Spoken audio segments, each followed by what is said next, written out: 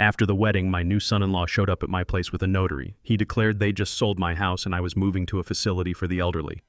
I replied that we should go to the police station first because they were very interested in the evidence I sent them. He turned completely pale. My name is William Wright. I am 69 years old. Before I continue this story, let me know where you are watching from in the comments below. Hit like and subscribe if you have ever had to stand up to family who underestimated your worth. I spent 30 years tracking financial fraud as a forensic auditor for the IRS. I know how to spot a bad investment. Bradley was the worst investment my daughter Olivia ever made. He presented himself as a highly successful venture capital broker. He wore custom suits and possessed a smile that never reached his sharp eyes. For her sake, I swallowed my professional objections and wrote the massive checks. I expected a seat of honor at the head table. Instead, I found my name card placed on a small, wobbly table directly next to the swinging kitchen doors. Waiters rushed past me, constantly balancing heavy silver trays of prime rib and expensive champagne. The endless noise of clattering plates completely drowned out the elegant string quartet. I sat entirely alone. The bridal party sat 50 feet away on a raised dais adorned with imported white orchids. Olivia wore a designer silk gown that cost more than my first mortgage. She did not look in my direction a single time. Bradley sat beside her, holding court with his supposedly wealthy associates. I felt the sharp sting of calculated isolation, but I maintained absolute silence. I refused to be the bitter father who ruined his daughter's perfect celebration. I straightened my tailored suit and drank my ice water. I watched the people who drank my expensive wine and ate my catered food treat me like a forgotten relic. Every time the heavy wooden kitchen doors swung open, they struck the back of my wooden chair. I did not complain. I sat still. I observed their behavior. I survived 3 decades interrogating ruthless corporate tax evaders in small, windowless rooms. I could easily survive a lavish dinner in the shadows. The elegant string music stopped, and a heavy, expectant silence filled the massive ballroom. Bradley tapped a silver spoon against his crystal champagne flute. He stood up with the effortless arrogance of a man who believed he completely owned the room. He took the microphone and began his groom's speech. He enthusiastically thanked his business partners. He praised his fraternity brothers. He thanked Olivia for changing his life. He deliberately left my name entirely out of his gratitude. Then he looked across the expansive room directly at my lonely table by the kitchen doors. He grinned broadly and adjusted his microphone. He announced to the crowd of 200 affluent guests that he and Olivia were deeply committed to their future. He stated they were currently searching for a spacious, new house. He then added a calculated punchline. He casually said they needed plenty of extra space because William was getting up there in years and would definitely need supervised care in a specialized facility very soon. The ballroom erupted in roaring laughter. It was not polite chuckling. It was a wave of condescending amusement from a crowd of strangers drinking on my dime. I looked closely at the head table. I expected my daughter to show a flicker of outrage. I expected Olivia to immediately defend the father who raised her alone after her mother passed away. Instead, she covered her mouth and laughed right along with her new husband. She nodded in absolute agreement. The betrayal hit my chest with the sheer force of a physical blow. They were publicly declaring me a helpless burden. They were mocking my hard-earned independence. A weaker man would have stood up and shouted.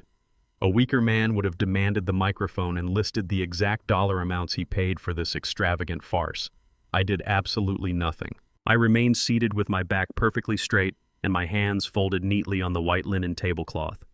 I processed the deep disrespect without allowing a single emotion to cross my face. I looked directly into Bradley's eyes from across the room. He fully expected me to shrink. He expected me to lower my head in profound shame. I held his gaze until his arrogant smile visibly faltered. I knew right then that this marriage was not an act of genuine love. It was a highly strategic acquisition. The reception slowly wound down toward midnight. The intoxicated guests began to leave to catch their luxury transports. I stood up from my isolated table by the kitchen. I did not walk over to say goodbye to the bride and groom. I walked quietly down the long carpeted hallway toward the venue's administrative office to settle the final catering tab. I had explicitly set aside $30,000 for the premium food and the extensive open bar. I knocked on the heavy glass door and stepped inside the quiet room. The catering manager looked up from his glowing computer screen with a polite professional smile. I pulled out my leather checkbook and asked for the final remaining balance. The manager looked at me with deep confusion. He politely informed me that the massive bill was completely paid in full yesterday afternoon. I paused. I asked him precisely who authorized the payment. He explained that a digital wire transfer came directly from the joint savings account I shared with my daughter Olivia. I never used that specific account for major purchases. I only kept it open to help her with minor emergencies during her college years. A cold, heavy dread settled deep in my stomach. I thanked the manager and stepped out into the empty hallway. I pulled out my phone and opened my highly secure banking application. I navigated straight to the joint account ledger. The balance should have been exactly $160,000. It was a vital emergency safety net I painstakingly built over a decade. I stared at the bright white screen in sheer disbelief. The available balance read exactly $10,000. I clicked aggressively on the recent transaction history. Yesterday morning, $150,000 were transferred out in a single massive wire. The destination routing number belonged directly to Bradley's private investment firm. The actual catering bill was only $30,000. Bradley had effectively stolen $120,000 of my hard-earned money the day before he formally married my daughter. The passive-aggressive joke during his groom's speech was not just casual cruelty, it was a deliberate smokescreen. He was already actively liquidating my financial assets while smiling directly in my face. The emotional sting of the public insult vanished entirely. It was instantly replaced by the cold, calculating fury of a veteran forensic auditor who had just caught a desperate thief red-handed. I locked my phone screen and slid the device securely into my suit pocket.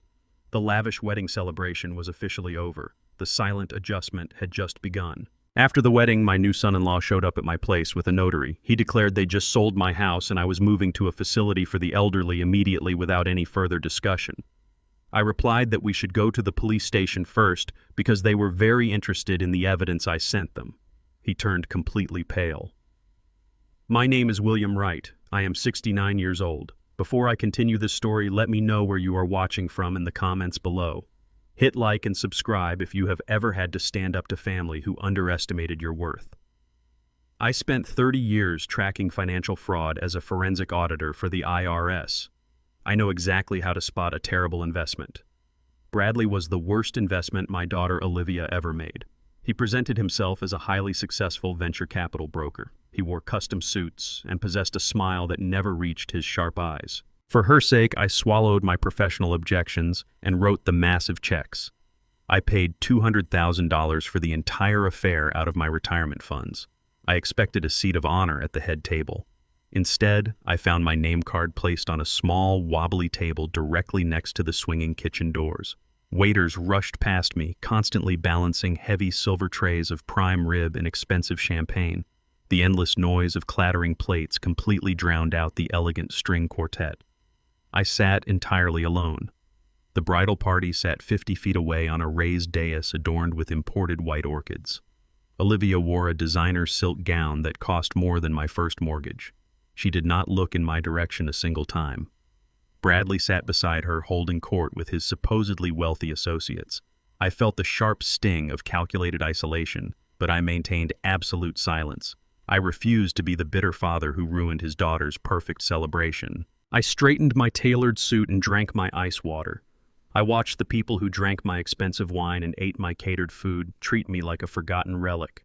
Every time the heavy wooden kitchen doors swung open, they struck the back of my wooden chair. I did not complain. I sat still. I observed their behavior. I survived 3 decades interrogating ruthless corporate tax evaders in small windowless rooms. I could easily survive a lavish dinner in the shadows. The elegant string music stopped, and a heavy, expectant silence filled the massive ballroom. Bradley tapped a silver spoon against his crystal champagne flute. He stood up with the effortless arrogance of a man who believed he completely owned the room. He took the microphone and began his groom's speech. He enthusiastically thanked his business partners. He praised his fraternity brothers. He thanked Olivia for changing his life. He deliberately left my name entirely out of his gratitude. Then he looked across the expansive room directly at my lonely table by the kitchen doors. He grinned broadly and adjusted his microphone. He announced to the crowd of 200 affluent guests that he and Olivia were deeply committed to their future. He stated they were currently searching for a spacious new house. He then added a calculated punchline. He casually said they needed plenty of extra space because William was getting up there in years and would definitely need supervised care in a specialized facility very soon. The ballroom erupted in roaring laughter. It was not polite chuckling. It was a wave of condescending amusement from a crowd of strangers drinking on my dime. I looked closely at the head table. I expected my daughter to show a flicker of outrage. I expected Olivia to immediately defend the father who raised her alone after her mother passed away. Instead, she covered her mouth and laughed right along with her new husband. She nodded in absolute agreement. The betrayal hit my chest with the sheer force of a physical blow. They were publicly declaring me a helpless burden. They were openly mocking my hard-earned independence. A weaker man would have stood up and shouted.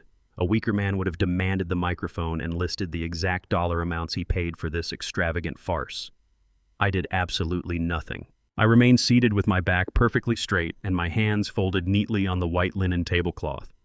I processed the deep disrespect without allowing a single emotion to cross my face. I looked directly into Bradley's eyes from across the room. He fully expected me to shrink. He expected me to lower my head in profound shame. I held his gaze until his arrogant smile visibly faltered. I knew right then that this marriage was not an act of genuine love. It was a highly strategic acquisition. The reception slowly wound down. The guests began to leave. I stood up from my isolated table by the kitchen. I walked quietly down the long carpeted hallway toward the venue's administrative office to settle the final catering tab. I had explicitly set aside $30,000 for the food and open bar. I knocked on the heavy glass door and stepped inside the quiet room. The catering manager looked up with a polite smile. I pulled out my leather checkbook and asked for the final remaining balance. He looked confused. He politely informed me that the massive bill was completely paid in full yesterday afternoon. I paused. I asked him precisely who authorized the payment. He explained that a digital wire transfer came directly from the joint savings account I shared with my daughter Olivia. I only kept that account open for her minor emergencies. A cold and heavy dread settled deep in my stomach. I thanked the manager and stepped out into the empty hallway. I pulled out my phone and opened my highly secure banking application. I navigated straight to the joint account ledger. The balance should have been exactly $160,000. It was a vital emergency safety net I painstakingly built over a decade. I stared at the bright white screen in sheer disbelief. The available balance read exactly $10,000. I clicked aggressively on the recent transaction history. Yesterday morning, $150,000 were transferred out in a single massive wire. The destination routing number belonged directly to Bradley's private investment firm. The actual catering bill was only $30,000. Bradley had effectively stolen $120,000 of my hard-earned money the day before he married my daughter. The passive-aggressive joke during his groom's speech was not just casual cruelty. It was a deliberate smokescreen. He was already actively liquidating my financial assets while smiling directly in my face. The emotional sting of the public insult vanished entirely. It was instantly replaced by the cold, calculating fury of a veteran forensic auditor who had just caught a desperate thief red-handed. I locked my phone screen and slid the device securely into my suit pocket. The lavish wedding celebration was officially over. The silent adjustment had just begun. After the wedding, my new son-in-law showed up at my place with a notary. He declared they just sold my house and I was moving to a facility for the elderly immediately without any further discussion. I replied that we should go to the police station first because they were very interested in the evidence I sent them. He turned completely pale. My name is William Wright. I am 69 years old. Before I continue this story, let me know where you are watching from in the comments below. Hit like and subscribe if you have ever had to stand up to family who underestimated your worth. I spent 30 years tracking financial fraud as a forensic auditor for the IRS. I know exactly how to spot a terrible investment. Bradley was the worst investment my daughter Olivia ever made. He presented himself as a highly successful venture capital broker. He wore custom suits and possessed a smile that never reached his sharp eyes. For her sake, I swallowed my professional objections and wrote the massive checks. I paid $200,000 for the entire affair out of my savings. I expected a seat of honor at the head table. Instead, I found my name card placed on a small, wobbly table directly next to the swinging kitchen doors. Waiters rushed past, constantly balancing silver trays of prime rib and champagne. The clattering plates completely drowned out the string quartet. I sat entirely alone. The bridal party sat 50 feet away on a raised dais adorned with imported white orchids. Olivia wore a designer silk gown that cost more than my first mortgage. She did not look in my direction a single time. Bradley sat beside her holding court with his supposedly wealthy associates. I felt the sting of calculated isolation but maintained absolute silence. I refused to be the bitter father who ruined his daughter's perfect celebration. I straightened my suit and drank my ice water. I watched the people who drank my expensive wine and ate my catered food treat me like a forgotten relic. Every time the wooden kitchen door swung open, they struck my chair. I did not complain. I sat still. I observed their behavior. I survived 3 decades interrogating ruthless corporate tax evaders in small windowless rooms. I could easily survive a lavish dinner in shadows. The elegant string music stopped, and a heavy, expectant silence filled the massive ballroom. Bradley tapped a silver spoon against his crystal champagne flute. He stood up with the effortless arrogance of a man who believed he completely owned the room.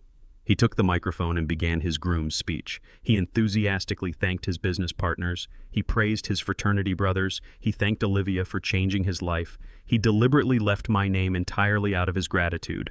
Then he looked across the expansive room directly at my lonely table by the kitchen doors. He grinned broadly and adjusted his microphone. He announced to the crowd of 200 affluent guests that he and Olivia were deeply committed to their future. He stated they were currently searching for a spacious new house. He then added a calculated punchline. He casually said they needed plenty of extra space because William was getting up there in years and would definitely need supervised care in a specialized facility very soon. The ballroom erupted in roaring laughter. It was not polite chuckling. It was a wave of condescending amusement from a crowd of strangers drinking on my dime. I looked closely at the head table. I expected my daughter to show a flicker of outrage. I expected Olivia to immediately defend the father who raised her alone after her mother passed away. Instead, she covered her mouth and laughed right along with her new husband. She nodded in absolute agreement. The betrayal hit my chest with the sheer force of a physical blow. They were publicly declaring me a helpless burden. They were openly mocking my hard-earned independence. A weaker man would have stood up and shouted. A weaker man would have demanded the heavy microphone and listed the exact dollar amounts he paid for this extravagant farce. I did absolutely nothing. I remained seated with my back perfectly straight and my hands folded neatly on the white linen tablecloth. I processed the deep disrespect without allowing a single emotion to cross my face. I looked directly into Bradley's eyes from across the room. He fully expected me to shrink. He expected me to lower my head in profound shame. I held his gaze until his arrogant smile visibly faltered. I knew right then that this lavish marriage was simply not an act of genuine love. It was a highly strategic acquisition. The reception slowly wound down toward midnight. The remaining guests began to finally leave. I stood up from my isolated table by the kitchen. I walked quietly down the long carpeted hallway toward the venue's administrative office to settle the final catering tab. I had explicitly set aside $30,000 for the food and open bar. I knocked on the heavy glass door and stepped inside the quiet room. The catering manager looked up from his desk with a polite smile. I pulled out my leather checkbook and calmly asked for the final remaining balance. He looked confused. He politely informed me that the massive bill was completely paid in full yesterday afternoon. I paused. I asked him precisely who authorized the payment. He explained that a digital wire transfer came directly from the joint savings account I shared with my daughter Olivia. I only kept that account open for her minor emergencies. A cold and heavy dread settled deep in my stomach. I thanked the manager and stepped out into the empty hallway. I pulled out my phone and opened my highly secure banking application. I navigated straight to the joint account ledger. The balance should have been exactly $160,000. It was a vital emergency safety net I painstakingly built over a decade. I stared at the bright white screen in sheer disbelief. The available balance read exactly $10,000. I clicked aggressively on the recent transaction history. Yesterday morning, $150,000 were transferred out in a single massive wire. The destination routing number belonged directly to Bradley's private investment firm. The actual catering bill was only $30,000. Bradley had effectively stolen $120,000 of my hard-earned money the day before he married my daughter. The passive-aggressive joke during his groom's speech was not just casual cruelty. It was a deliberate smokescreen. He was already actively liquidating my financial assets while smiling directly in my face. The emotional sting of the public insult vanished entirely. It was instantly replaced by the cold, calculating fury of a veteran forensic auditor who had just caught a desperate thief red-handed. I locked my phone screen and slid the device securely into my suit pocket. The lavish wedding celebration was officially over. The silent adjustment had just begun. The three massive hired men standing by the mahogany front door crossed their thick arms in unison. Two others firmly blocked the kitchen exit leading to the rear courtyard. Bradley stood in the center of my living room waving the medical proxy document. He instructed the men not to let me pass until my signature was affixed to the bottom line. He assumed my advanced age and lack of physical dominance would force an immediate surrender. He fundamentally misunderstood the environment he was trying to control. I did not simply purchase this historic Brooklyn brownstone. I spent the first decade of my retirement completely restoring it with my own two hands. I knew every hidden joist, every settling floorboard, and every structural quirk behind the immaculate plaster walls. I looked at the proxy document and let my shoulders slump forward slightly. I projected the exact image of a defeated elderly man coming to terms with his grim reality. I told Bradley my hands were shaking too badly to sign anything legible, and I simply needed to use the restroom to splash some cold water on my face.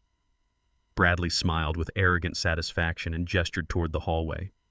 He warned me not to take too long. I walked slowly into the downstairs powder room and locked the heavy oak door behind me. I immediately turned on the brass faucet to maximum pressure to mask any noise. I did not approach the sink. I knelt directly on the imported tile floor beside the vintage clawfoot bathtub. During the extensive plumbing renovations 10 years ago, I built a discreet maintenance shaft to access the main water lines without tearing through the finished drywall. The wood paneling snapped open with a firm push against the concealed magnetic latch. The narrow vertical drop led straight down into the unfinished basement utility closet, which connected directly to the exterior cellar storm doors. I slipped into the dark shaft and pulled the panel shut as Bradley began banging impatiently on the bathroom door. I navigated the tight space with practiced ease and dropped silently onto the concrete basement floor. I walked swiftly to the rusted storm doors and pushed them open. The bright morning sun hit my face as I stepped out into the empty rear alleyway.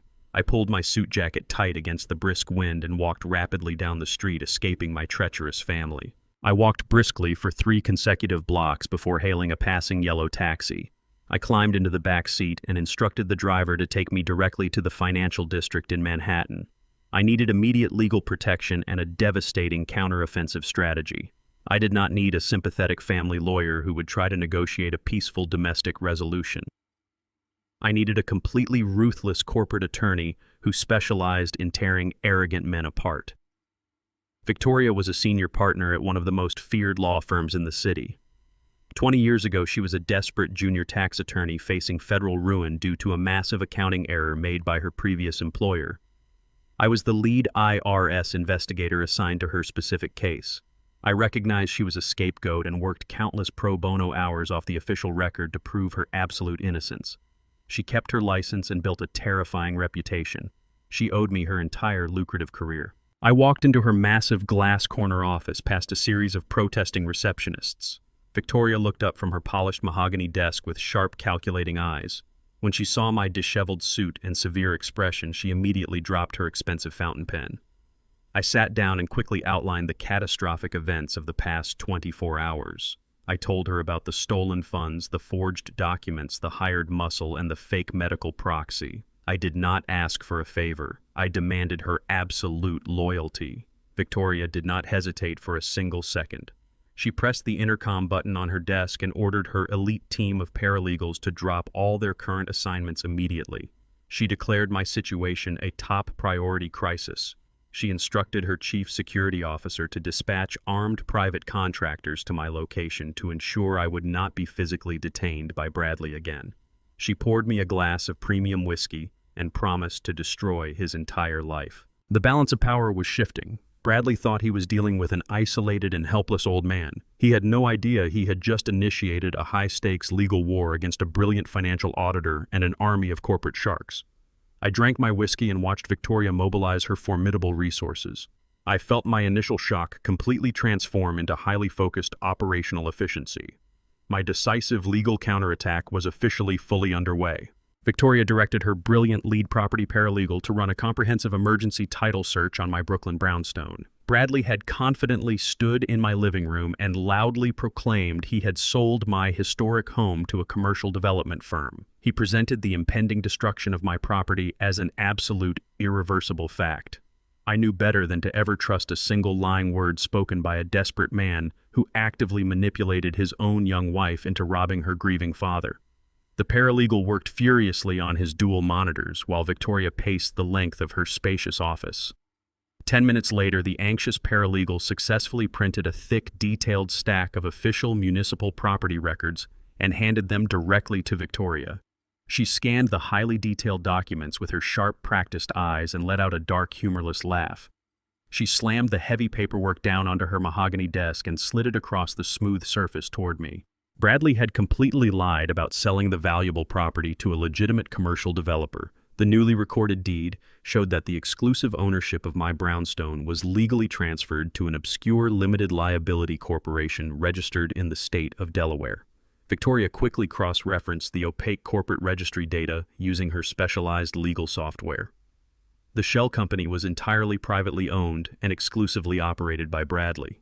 He did not sell my home to strangers. He effectively gifted the expensive real estate directly to himself using a blatantly forged version of my personal signature.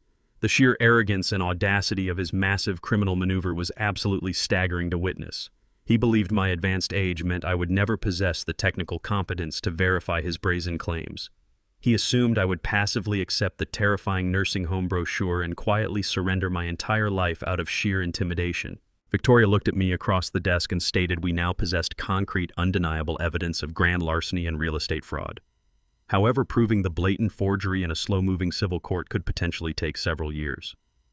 We needed a significantly faster method to utterly obliterate his entire operation before he could finalize the physical demolition of my cherished home. The situation demanded an immediate, aggressive escalation. I requested Victoria grant me temporary administrative access to her highly secure office computer terminal. I knew exactly where to find his deepest hidden financial vulnerabilities. Victoria leaned back in her expensive leather chair and firmly stated that proving a forged signature in a court of law required establishing a truly desperate motive. A judge needed to see exactly why a seemingly wealthy investment broker would risk decades in federal prison to steal a Brooklyn brownstone. She offered to hire a team of private forensic accountants. I raised my hand and declined her offer immediately. I did not need outside consultants to track stolen money. I spent 30 years working as a senior forensic auditor for the Internal Revenue Service. I spent my entire professional career dismantling complex corporate tax evasion schemes and tracing hidden offshore assets for the federal government. I knew exactly how financial predators structured their lies. I pulled Victoria's heavy mechanical keyboard toward me and accessed the Federal Business Registry databases. I bypassed the standard public portals and utilized the deep analytical search protocols I helped design during my final years at the agency. I isolated the Delaware Limited Liability Corporation Bradley used to absorb my property deed. The initial corporate filings were meticulously scrubbed of personal identifiers. He used a registered agent service to shield his involvement. I ignored the front-facing documents and dug straight into the corporate tax returns. Financial criminals always leave microscopic inconsistencies in their tax filings because they fundamentally misunderstand how the IRS cross-references corporate debt. I pulled up Bradley's personal investment firm returns and overlaid them with the shell company records. The patterns immediately emerged in stark relief.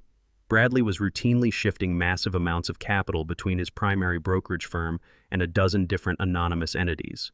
He was desperately moving cash to plug enormous hidden deficits. I traced the routing numbers attached to the shell company's initial funding deposits. The money did not originate from legitimate venture capital returns or standard banking institutions. The capital flowed directly from a series of offshore accounts heavily flagged by international financial watchdogs. I mapped the entire complicated network of accounts in under 40 minutes. Victoria watched the screen with a mixture of professional awe and cold satisfaction. I hit the print command and gathered the steaming pages from the output tray. I had successfully pierced his corporate veil. We now possessed the exact financial roadmap of his entire criminal enterprise. We just needed to follow the stolen money to uncover his true motive for stealing my home. I spread the freshly printed financial documents across the smooth surface of Victoria's conference table. We began cross-referencing the flagged offshore accounts with domestic criminal watch lists. The horrifying reality of Bradley's actual existence materialized before my eyes in undeniable black and white numbers. He was not a successful venture capital broker building a legitimate wealth portfolio. He was a desperate con artist drowning in a catastrophic ocean of liability. My forensic audit exposed his true operating procedure over the past 3 years. Bradley systematically embezzled client funds from his primary brokerage firm to cover catastrophic losses in high-stakes underground sports betting. He consistently created entirely fake quarterly investment returns to placate his wealthy clients while actively draining their principal capital. The stolen funds were quickly routed through the Delaware Shell Company and immediately wired to an illegal gambling syndicate operating out of Macau. I tracked the aggressive escalation of his transfers over the previous 6 months. His gambling addiction had completely spiraled out of his control. He currently owed the ruthless criminal syndicate a staggering $3 million in unpaid debts. The offshore accounts were entirely empty. His domestic credit lines were completely exhausted. The syndicate was undoubtedly applying severe physical pressure to collect their money. Bradley needed a massive influx of untraceable cash immediately just to stay alive. My historic Brooklyn brownstone was utterly unencumbered by any existing mortgages. It represented a perfectly clean multi-million-dollar asset ready for immediate liquidation. I flipped to the final page of my extensive audit report and pointed out a deeply concerning secondary detail to Victoria. The federal authorities were already closing in on his primary operation. The Securities and Exchange Commission had quietly initiated a massive preliminary investigation into his brokerage firm 2 weeks ago. Bradley faced a looming federal indictment for massive corporate embezzlement. He was a cornered animal preparing to flee the entire country. He married my only daughter exclusively to gain proximity to my personal wealth. He planned to deliberately forge the property deeds, sell my historic home to the highest bidder, steal the vast proceeds, and vanish into a non-extradition country before the federal authorities could officially freeze his remaining domestic assets. He viewed my entire existence as nothing more than a convenient temporary funding source for his criminal escape. Victoria stared at the conclusive evidence and slowly shook her head in absolute disgust. We knew exactly why Bradley forged the signature, but we needed absolute proof of how he orchestrated the invasion. I suspected my daughter was being heavily manipulated by a master con artist. I desperately wanted to believe Olivia was entirely innocent of the criminal conspiracy. I accessed Bradley's synchronized cloud account using a backdoor IRS data recovery protocol I previously developed. The cloud storage contained hundreds of routine business emails and mundane text messages. I ran a specialized forensic scan searching for recently deleted audio files. The software immediately recovered a deleted voice recording captured on Bradley's phone just 3 days before the wedding ceremony. The digital timestamp proved they were sitting together inside her luxury apartment. I clicked play and the crystal-clear audio filled Victoria's spacious office. I heard Bradley enthusiastically outlining his master plan to completely liquidate my vast financial assets. He explicitly bragged to Olivia about utilizing a fake notary to forge the transfer documents for the Brooklyn brownstone. He detailed exactly how he would forcibly dump me into a miserable state-run nursing facility to instantly drain my remaining bank accounts. He casually referred to me as a pathetic old fool who deserved to rot in a cheap facility. I braced myself, waiting to hear my only daughter react with profound shock and immediate outrage. I desperately expected her to scream at him for plotting against her own father. Instead, the terrible audio recording clearly captured Olivia laughing warmly at his vicious jokes. She enthusiastically agreed with his entire criminal strategy. She complained bitterly about my frugality and stated I was holding her back from living the glamorous life she truly deserved. She happily calculated exactly how she would spend the stolen money on a luxury penthouse and expensive designer cars. She called me a burdensome dinosaur who needed to be permanently discarded for their ultimate benefit. The recording ended with the sickening sound of clinking champagne glasses as they toasted to my imminent destruction. The room plunged into absolute silence.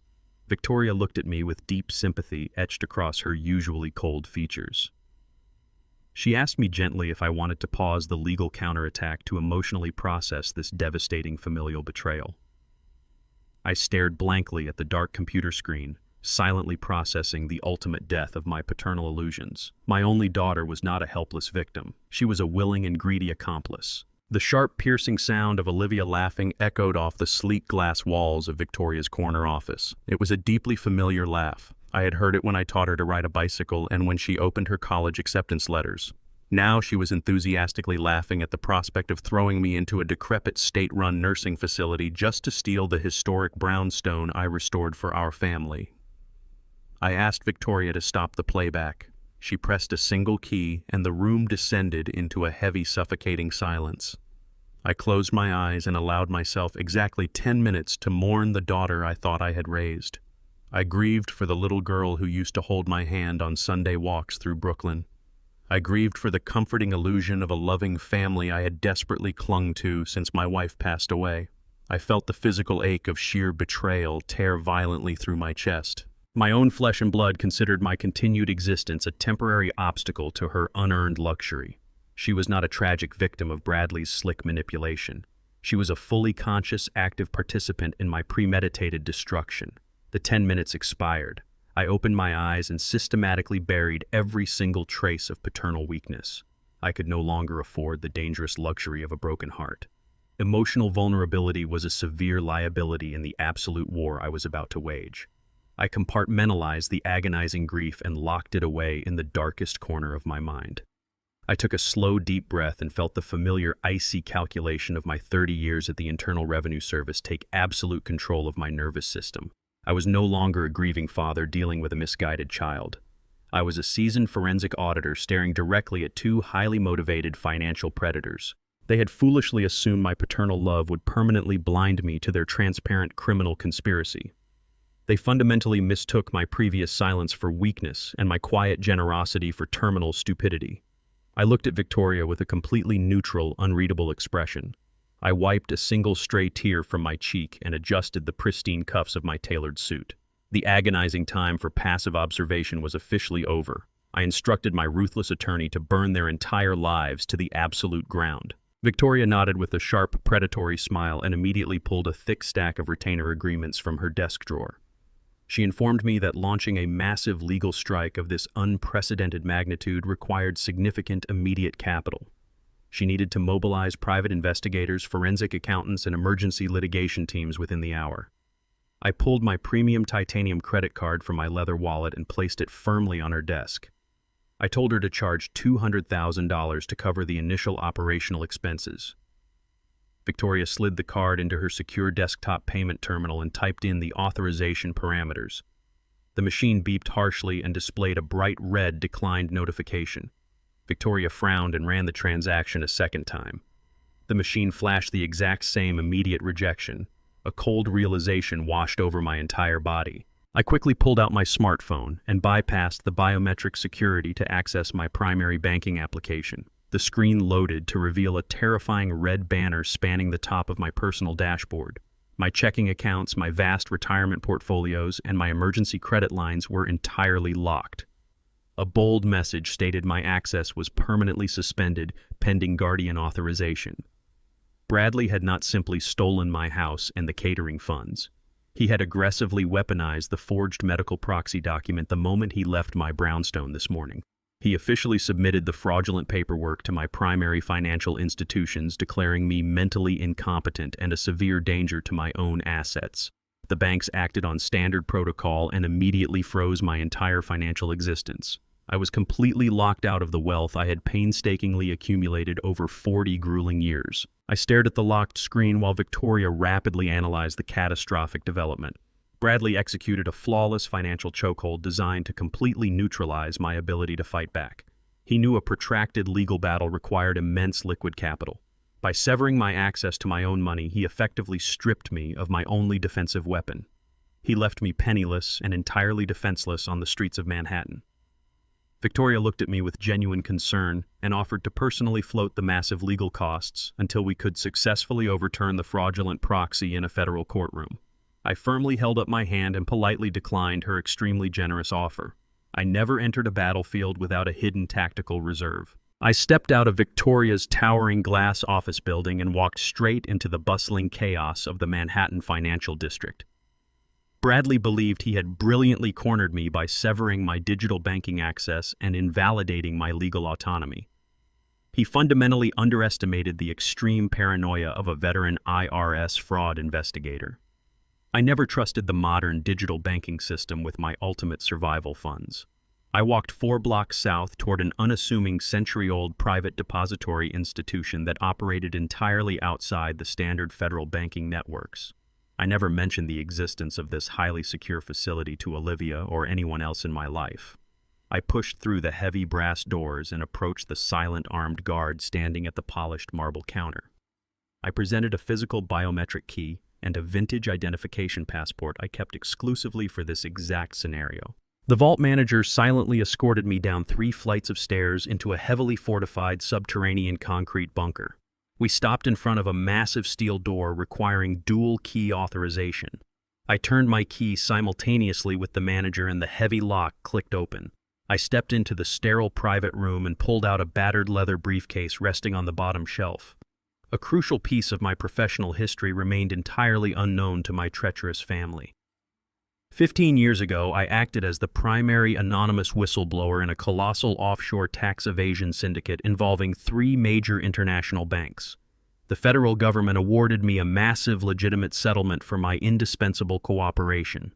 I immediately converted the entire settlement into untraceable bearer bonds to shield the assets from digital surveillance or sudden asset forfeiture.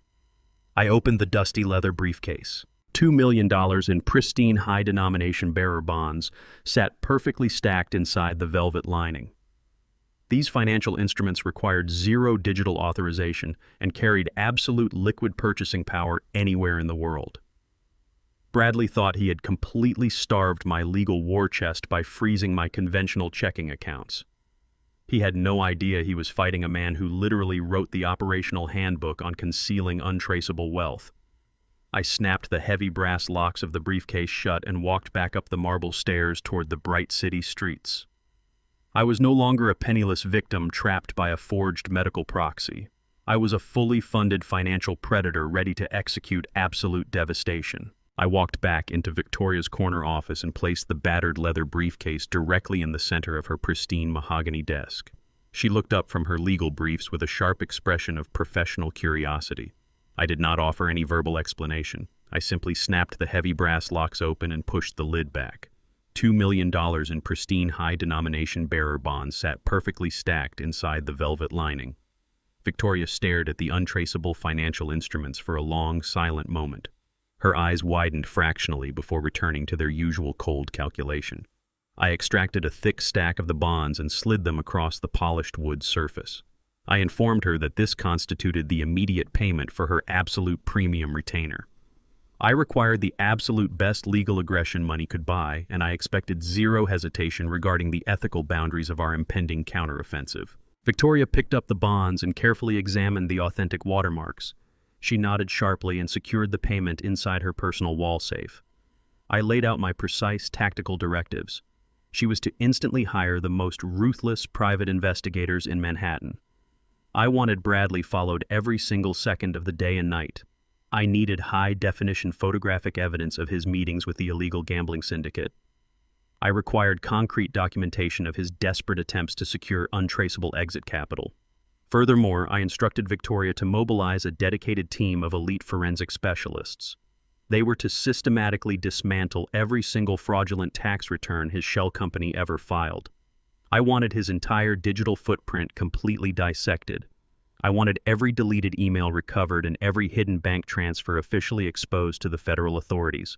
Victoria immediately pressed the intercom button on her desk and began issuing rapid-fire orders to her senior staff.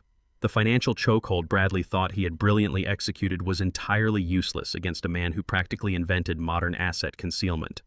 My war chest was completely full and entirely invisible to the digital banking network he controlled. We were no longer fighting a defensive battle to simply reclaim a stolen house. We were actively constructing a highly sophisticated legal guillotine designed to permanently end his professional and personal existence. I sat down in the leather guest chair and watched my high-priced corporate army go to work. The absolute destruction of his fraudulent empire was now fully funded. I reached into the inner pocket of my suit jacket and retrieved a secondary mobile device. I maintained this unregistered prepaid phone strictly for anonymous communications with my former federal informants.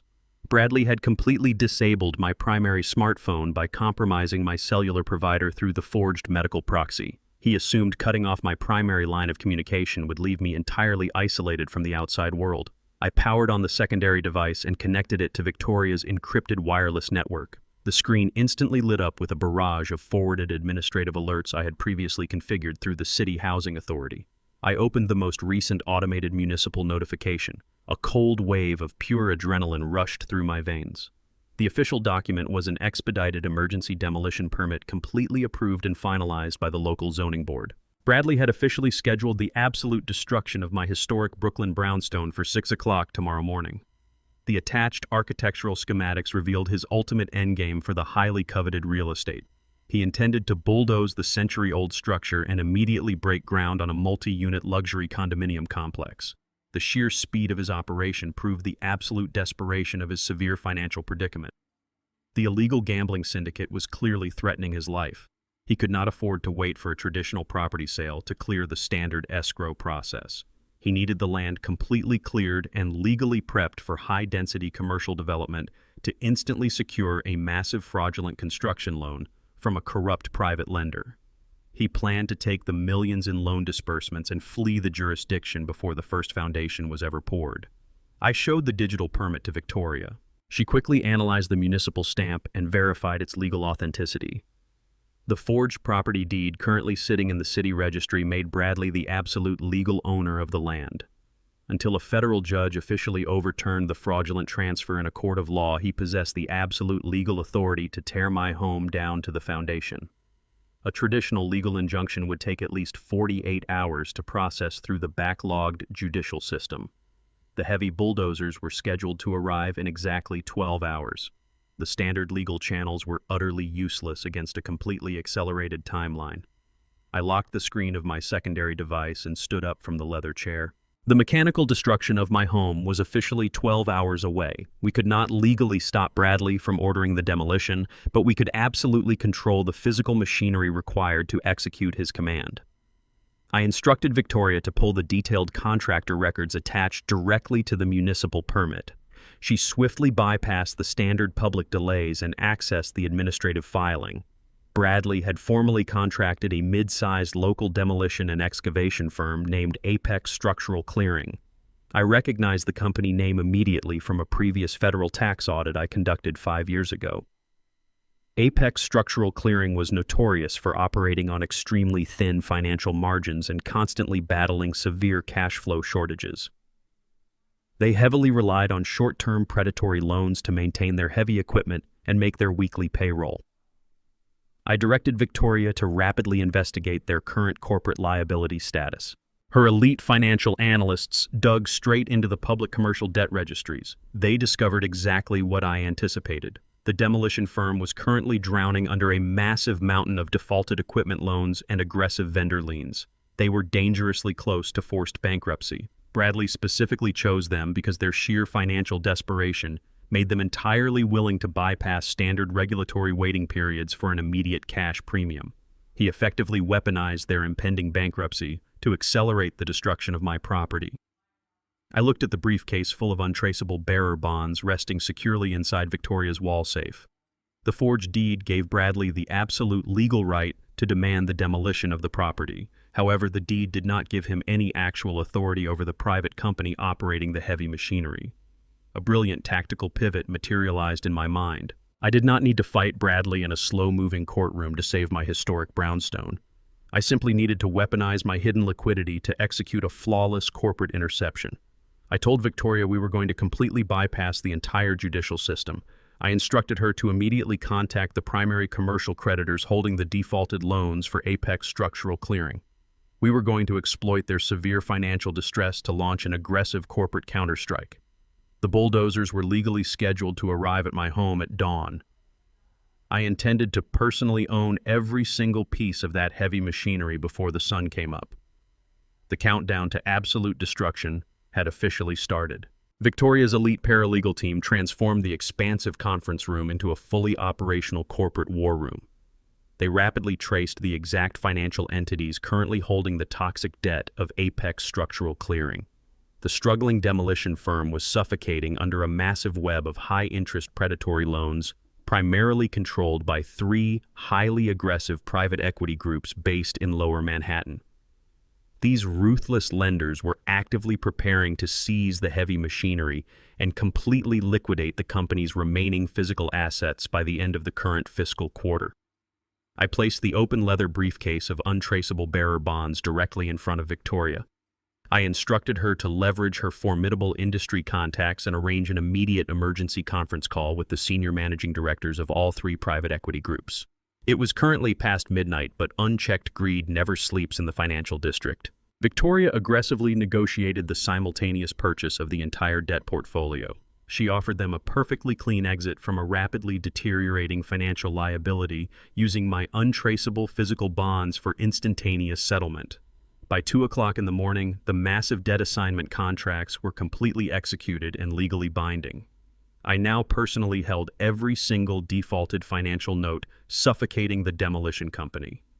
We immediately initiated a ruthless, hostile takeover. Victoria drafted an emergency digital ultimatum and sent it directly to the personal email of the Apex Structural Clearing Chief Executive Officer. The terrified owner was currently facing total bankruptcy and imminent criminal liability for multiple bounced payroll checks. He called Victoria within 10 minutes, sounding completely desperate and utterly defeated. I took the heavy receiver and laid out my strict non-negotiable terms. I offered to immediately assume his entire corporate liability, absorb the suffocating debt, and fund his immediate payroll shortage. In exchange, he was legally required to instantly transfer 90% of his controlling voting shares directly to my newly established corporate trust. He possessed absolutely zero negotiating leverage to refuse the deal. He digitally signed the aggressive transfer documents at 3 o'clock in the morning with a visibly trembling hand. The breathtaking financial transaction was entirely complete. I successfully weaponized my hidden IRS whistleblower settlement to execute a flawless overnight corporate acquisition. I did not just legally halt the impending destruction of my historic home. I successfully purchased the entire mechanical empire designed to execute it. The digital ink dried on the aggressive corporate transfer documents long before the sun began to rise over the Manhattan skyline. I effectively became the supreme majority shareholder and absolute chief executive officer of Apex Structural Clearing. I possessed absolute legal authority over every single piece of heavy machinery, every corporate bank account, and every contracted employee within the entire organization. I requested temporary administrative access to Victoria's encrypted secure network and logged directly into the company's primary operational database. I bypassed the standard administrative menus and immediately pulled up the daily deployment manifest. I located the specific heavy work order assigned to my historic Brooklyn brownstone. Bradley had scheduled 2 massive excavators, a commercial bulldozer, and a specialized demolition crew to arrive at the site exactly at dawn. He authorized a massive hazard pay premium to ensure the crew completely bypassed standard residential noise ordinance restrictions and demolished the primary load-bearing walls as rapidly as humanly possible. I located the direct mobile phone number for the senior foreman leading the morning demolition squad. I dialed the private number at 4 in the morning. The gruff construction veteran answered immediately despite the early hour. I clearly identified myself as the new supreme owner of Apex Structural Clearing. I casually verified my identity by referencing his exact current payroll status and his specific daily operational security codes. The foreman was initially confused by the sudden overnight change in high-level corporate leadership, but his skepticism vanished the moment I authorized an immediate triple overtime cash bonus for his entire heavy machinery crew. I commanded absolute unquestioned authority over the workers scheduled to destroy my cherished home. I did not cancel the impending demolition order. Canceling the operation would simply alert Bradley to my active intervention and allow him to pivot his criminal escape strategy.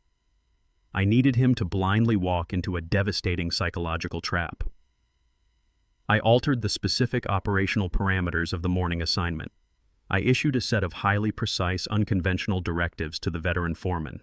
He promised absolute compliance and guaranteed his crew would follow my exact instructions to the letter. I locked the computer terminal and smoothed the lapels of my tailored suit. Victoria poured us both a final glass of premium whiskey to celebrate the flawless execution of our aggressive midnight counterstrike. I drank the smooth liquor and watched the early morning light bleed through the heavy glass windows. It was time to return to Brooklyn. The morning sun broke through the dense coastal cloud cover as my hired black town car crossed the Brooklyn Bridge. I instructed the silent driver to park discreetly at the very end of my residential street. I stepped out of the luxury vehicle and breathed in the crisp morning air. I walked slowly down the familiar tree-lined sidewalk toward my historic brownstone. The sheer mechanical scale of Bradley's aggressive operation was immediately apparent. 2 massive yellow excavators and a heavy commercial bulldozer sat idling loudly directly in front of my pristine property. The powerful diesel engines rumbled aggressively against the quiet morning backdrop, creating a thick cloud of exhaust. Bradley stood squarely in the center of my manicured front lawn, projecting the absolute arrogance of a victorious conqueror. He wore a sharp designer trench coat and held a steaming cup of expensive coffee. He continuously checked his luxury watch while pacing impatiently across the damp grass. He desperately wanted the destructive spectacle to begin immediately so he could secure his fraudulent commercial loans and finalize his international escape before the federal authorities officially indicted him. The veteran construction foreman stood completely still beside the lead excavator with his arms crossed tightly over his chest. Bradley aggressively waved the forged municipal demolition permits in the air and pointed furiously at the immaculate plaster walls of my historic home. He screamed at the silent foreman, demanding to know why the heavy wrecking ball was not currently swinging through the front bay windows. He threatened to personally sue the entire demolition firm into absolute bankruptcy if they did not initiate the structural clearing operation within the next 60 seconds. The foreman maintained absolute stoic silence. He simply stared at Bradley with cold professional detachment, entirely refusing to engage the hydraulic systems or deploy his specialized crew. Bradley's face turned the violent shade of crimson as his carefully orchestrated criminal timeline began to unexpectedly fracture right in front of his eyes. He threw his hot coffee cup onto the grass and pulled out his phone to call the corporate office. He fully intended to scream at the executive management and demand the immediate termination of the highly disobedient crew. I stepped out from the morning shadows and walked deliberately onto the front lawn. I adjusted my pristine cuffs and locked my eyes directly onto my treacherous son-in-law. The brutal trap was officially sprung. Bradley's face contorted into a mask of purple fury as his carefully orchestrated timeline evaporated before his eyes. He shoved the forged municipal demolition permits directly into the heavy chest of the veteran construction foreman. He aggressively screamed that he was the sole legal owner of the valuable land, and they were in severe breach of a highly lucrative commercial contract. He threatened to personally initiate a massive civil lawsuit that would bankrupt the entire excavation firm if the wrecking ball did not swing through my front bay windows within the next 60 seconds. The foreman, a hardened man who had survived decades operating heavy machinery in the most unforgiving construction zones of the 5 boroughs, remained entirely unfazed by the screaming corporate broker. He possessed the quiet, dangerous calm of a man who dealt with genuine physical hazards daily. He slowly crossed his thick, muscular arms and looked down at Bradley with absolute professional indifference. He stated in a gruff, unwavering voice that his specialized crew took operational directives exclusively from the chief executive officer of Apex Structural Clearing. Bradley shrieked wildly that he held the active signed contract directly with that exact chief executive officer. The foreman let out a deep, humorless chuckle and pulled a heavy digital tablet from the pocket of his neon safety vest. He tapped the glowing screen heavily and held it up for Bradley to read the latest corporate dispatch. He explained with brutal, unfiltered clarity that the supreme ownership of the entire demolition firm had officially changed hands at exactly 3 o'clock this morning. The previous desperate owner had completely surrendered all voting shares and absolute operational authority to a private corporate trust. Therefore, the current residential demolition contract was officially frozen indefinitely pending a comprehensive review by the brand new executive management. Bradley stared at the digital tablet in sheer, unadulterated disbelief.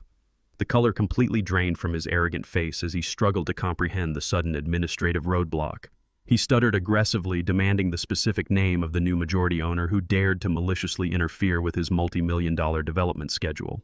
The foreman smiled a grim, highly satisfied smile. He pointed a thick, calloused finger directly past Bradley's trembling shoulder right toward where I was currently standing on the damp grass. Bradley spun around rapidly and finally registered my physical presence on the property. His initial reaction was sheer, unadulterated shock. He genuinely believed I was currently locked inside a miserable state-run nursing facility stripped of my mobile communication devices and rendered legally incapacitated by his fraudulent medical proxy. He assumed my financial accounts were permanently frozen and my legal autonomy was entirely erased. He opened his mouth to order his hired muscle to physically remove me from the premises, but he quickly realized his private security thugs were nowhere to be found. I walked slowly and deliberately across my manicured front lawn, stopping just 2 feet away from his trembling frame. I reached inside the inner pocket of my tailored suit jacket and extracted the freshly countersigned corporate transfer documents Victoria had legally finalized just a few hours ago.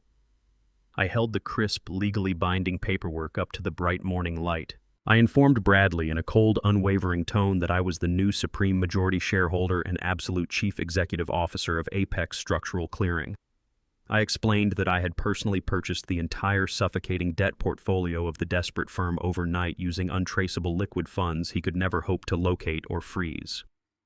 I looked directly at the veteran foreman and issued my first official executive operational directive. I ordered him to completely shut down the heavy hydraulic machinery, secure the massive yellow excavators, and permanently remove his entire demolition crew from my private property immediately. The foreman nodded with absolute professional respect. He blew a sharp, piercing whistle and signaled his men to pack up their heavy gear. The massive diesel engine sputtered and died, instantly replacing the deafening mechanical roar with the quiet, beautiful sound of chirping morning birds. The specialized workers efficiently gathered their heavy tools, climbed into their commercial utility trucks, and drove smoothly away down the quiet Brooklyn street. Bradley was left standing entirely alone in the center of the damp grass. His grand, multi-million-dollar real estate scheme evaporated completely into the brisk morning air. He held the useless forged municipal permits in his sweating, shaking hands. He looked exactly like a pathetic broken child who had just watched his absolute favorite toy shatter into 1,000 irreparable pieces right in front of his eyes. The absolute reality of his catastrophic tactical failure finally penetrated his arrogant, calculating mind. His looming federal indictment for massive corporate embezzlement, his staggering $3 million debt to the ruthless international gambling syndicate, and his imminent physical danger all crashed down upon him simultaneously. He possessed absolutely no viable exit strategy. The massive influx of unencumbered cash he desperately needed to successfully flee the country was officially and permanently out of his reach. He realized with horrifying clarity that I had systematically outmaneuvered his entire criminal operation in a single night. The thin, polished veneer of the sophisticated venture capital broker instantly vanished, revealing the violent, desperate, cornered animal hiding underneath. Bradley let out a visceral, guttural scream of pure, unfiltered rage. He lost his temper entirely and lunged forward with explosive, reckless speed. He grabbed me violently by the lapels of my tailored suit jacket and shoved me backward with immense physical force. He drove me aggressively toward the concrete public sidewalk lining the edge of the property. I deliberately did not attempt to fight back or match his desperate physical violence. I allowed myself to stumble backward and fall heavily onto the hard, unforgiving pavement. He stood directly over me, his face twisted into a terrifying mask of absolute hatred, screaming that he would completely destroy me himself. He raised his trembling fist, preparing to deliver a devastating physical blow to my exposed jaw. Bradley was entirely unaware of the black, unmarked utility van parked discreetly directly across the quiet residential street. He had absolutely no idea that Victoria's elite, highly compensated private investigator was sitting comfortably in the driver's seat. The specialist was expertly utilizing a high-definition telephoto lens equipped with a highly sensitive directional audio microphone. Every single second of Bradley's unprovoked, violent physical assault against a senior citizen was being flawlessly captured in pristine 4K resolution. His desperate display of brutal street violence was the exact final piece of irrefutable, damning evidence we desperately required to initiate the ultimate phase of his total destruction. The trap was not merely sprung, it had snapped shut perfectly around his treacherous neck. Bradley stood panting over my fallen body on the hard Brooklyn pavement. The violent rush of adrenaline that fueled his cowardly assault suddenly evaporated into absolute sheer panic. He looked wildly up and down the quiet residential street, and finally noticed the dark utility van parked directly across from my property. The heavy telephoto lens of the private investigator's camera was aimed straight at his chest. Bradley realized his unprovoked physical attack on a senior citizen was flawlessly documented in high definition. He turned and sprinted blindly down the sidewalk like a terrified fugitive. He did not get far. Victoria's elite investigator had already contacted the local authorities the exact second Bradley lost his temper. The piercing wail of police sirens shattered the crisp morning air before Bradley even reached the end of the avenue. Two heavily armored police cruisers rapidly turned the corner and aggressively intercepted him just 2 blocks from my brownstone. 4 uniformed officers threw him forcefully against the brick wall of a corner bodega and locked heavy steel handcuffs around his wrists. I stood up slowly from the pavement and dusted off my tailored suit. The physical pain in my jaw was entirely secondary to the immense tactical victory I had just secured. I walked steadily down the street toward the flashing red and blue lights. The arresting officers asked if I required immediate medical attention. I politely declined the ambulance and formally requested to press the absolute maximum criminal charges for felony elder assault. The investigator stepped out of his surveillance vehicle and handed the police captain a digital storage drive containing the pristine 4K video evidence of the brutal attack. The concrete visual proof completely eliminated any possibility of Bradley claiming self-defense. He was roughly shoved into the back of the police cruiser and transported directly to the local precinct. They stripped him of his designer trench coat, his expensive watch, and his remaining dignity. They threw the highly successful venture capital broker into a filthy, crowded holding cell to await his official arraignment. His flawless, arrogant facade was permanently destroyed. He was now a documented violent criminal trapped inside the unforgiving municipal justice system. I watched the police cruiser disappear around the corner and felt the cold satisfaction of absolute justice settling deeply into my bones. Olivia was undoubtedly expecting a triumphant morning phone call confirming the total destruction of my historic home. She expected to hear that the lucrative real estate path was completely cleared for her unearned luxury lifestyle. Instead, she received a desperate, panicked collect call directly from the bleak holding cell at the municipal precinct. Bradley frantically explained his catastrophic situation and demanded she immediately arrange his release. The presiding judge at the emergency arraignment viewed the high-definition video of the brutal assault and recognized the severe flight risk presented by a man facing looming federal embezzlement charges. The judge set his cash bail at an exceptionally punitive $500,000. Olivia rushed to her laptop to access the joint savings accounts she assumed were flush with stolen capital. She discovered the agonizing reality that her husband's domestic credit lines were entirely exhausted, and his offshore accounts were completely barren.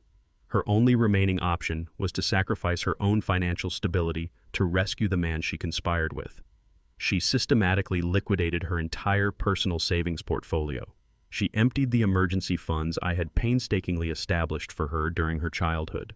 The total sum barely covered a fraction of the mandated municipal bond. Driven by blind panic and a desperate need to maintain her illusion of control, she turned to a notorious network of predatory bail bondsmen operating on the edges of the financial district. She aggressively leveraged her pristine credit score to secure massive high-interest emergency loans. She signed deeply toxic financial agreements that carried astronomical default penalties. She effectively bound her entire economic future to a man who possessed zero capacity to repay his staggering debts. Olivia successfully wired the massive extortionate funds to the municipal court to secure his temporary release.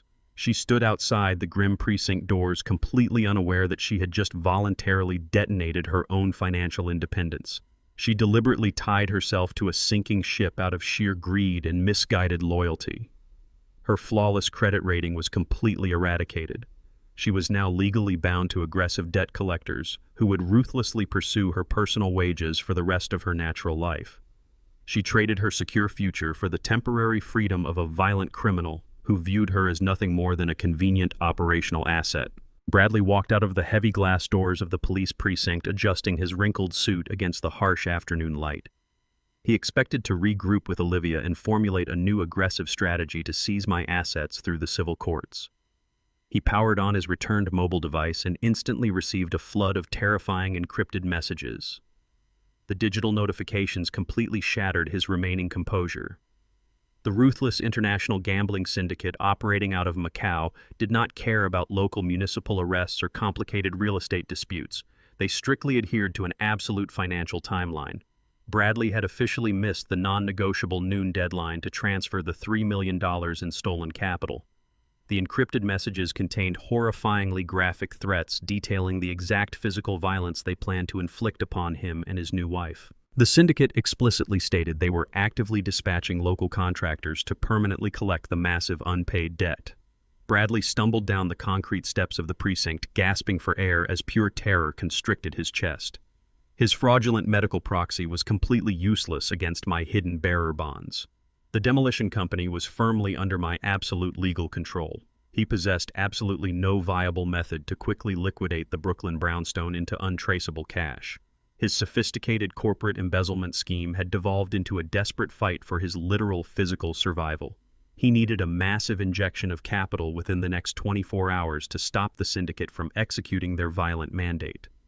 A dark, reckless idea rapidly crystallized in his panicked mind. When he illegally transferred my property deed to his Delaware shell company, he had also aggressively secured a massive commercial insurance policy on the historic structure. The fraudulent insurance binder covered total catastrophic loss at deeply inflated market values. He realized that a deliberate, devastating fire would instantly trigger a multi-million-dollar emergency payout.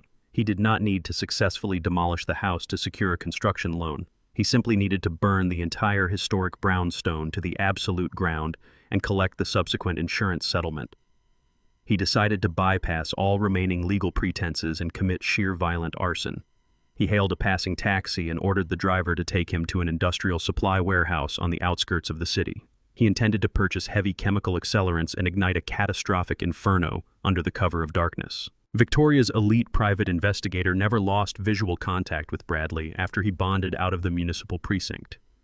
The surveillance specialist tracked him directly to a dilapidated industrial supply warehouse on the extreme outskirts of Queens. My secondary encrypted device buzzed with a continuous stream of high-definition photographs.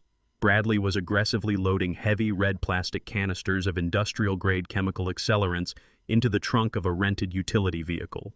He also purchased timed ignition fuses and commercial thermal detonators.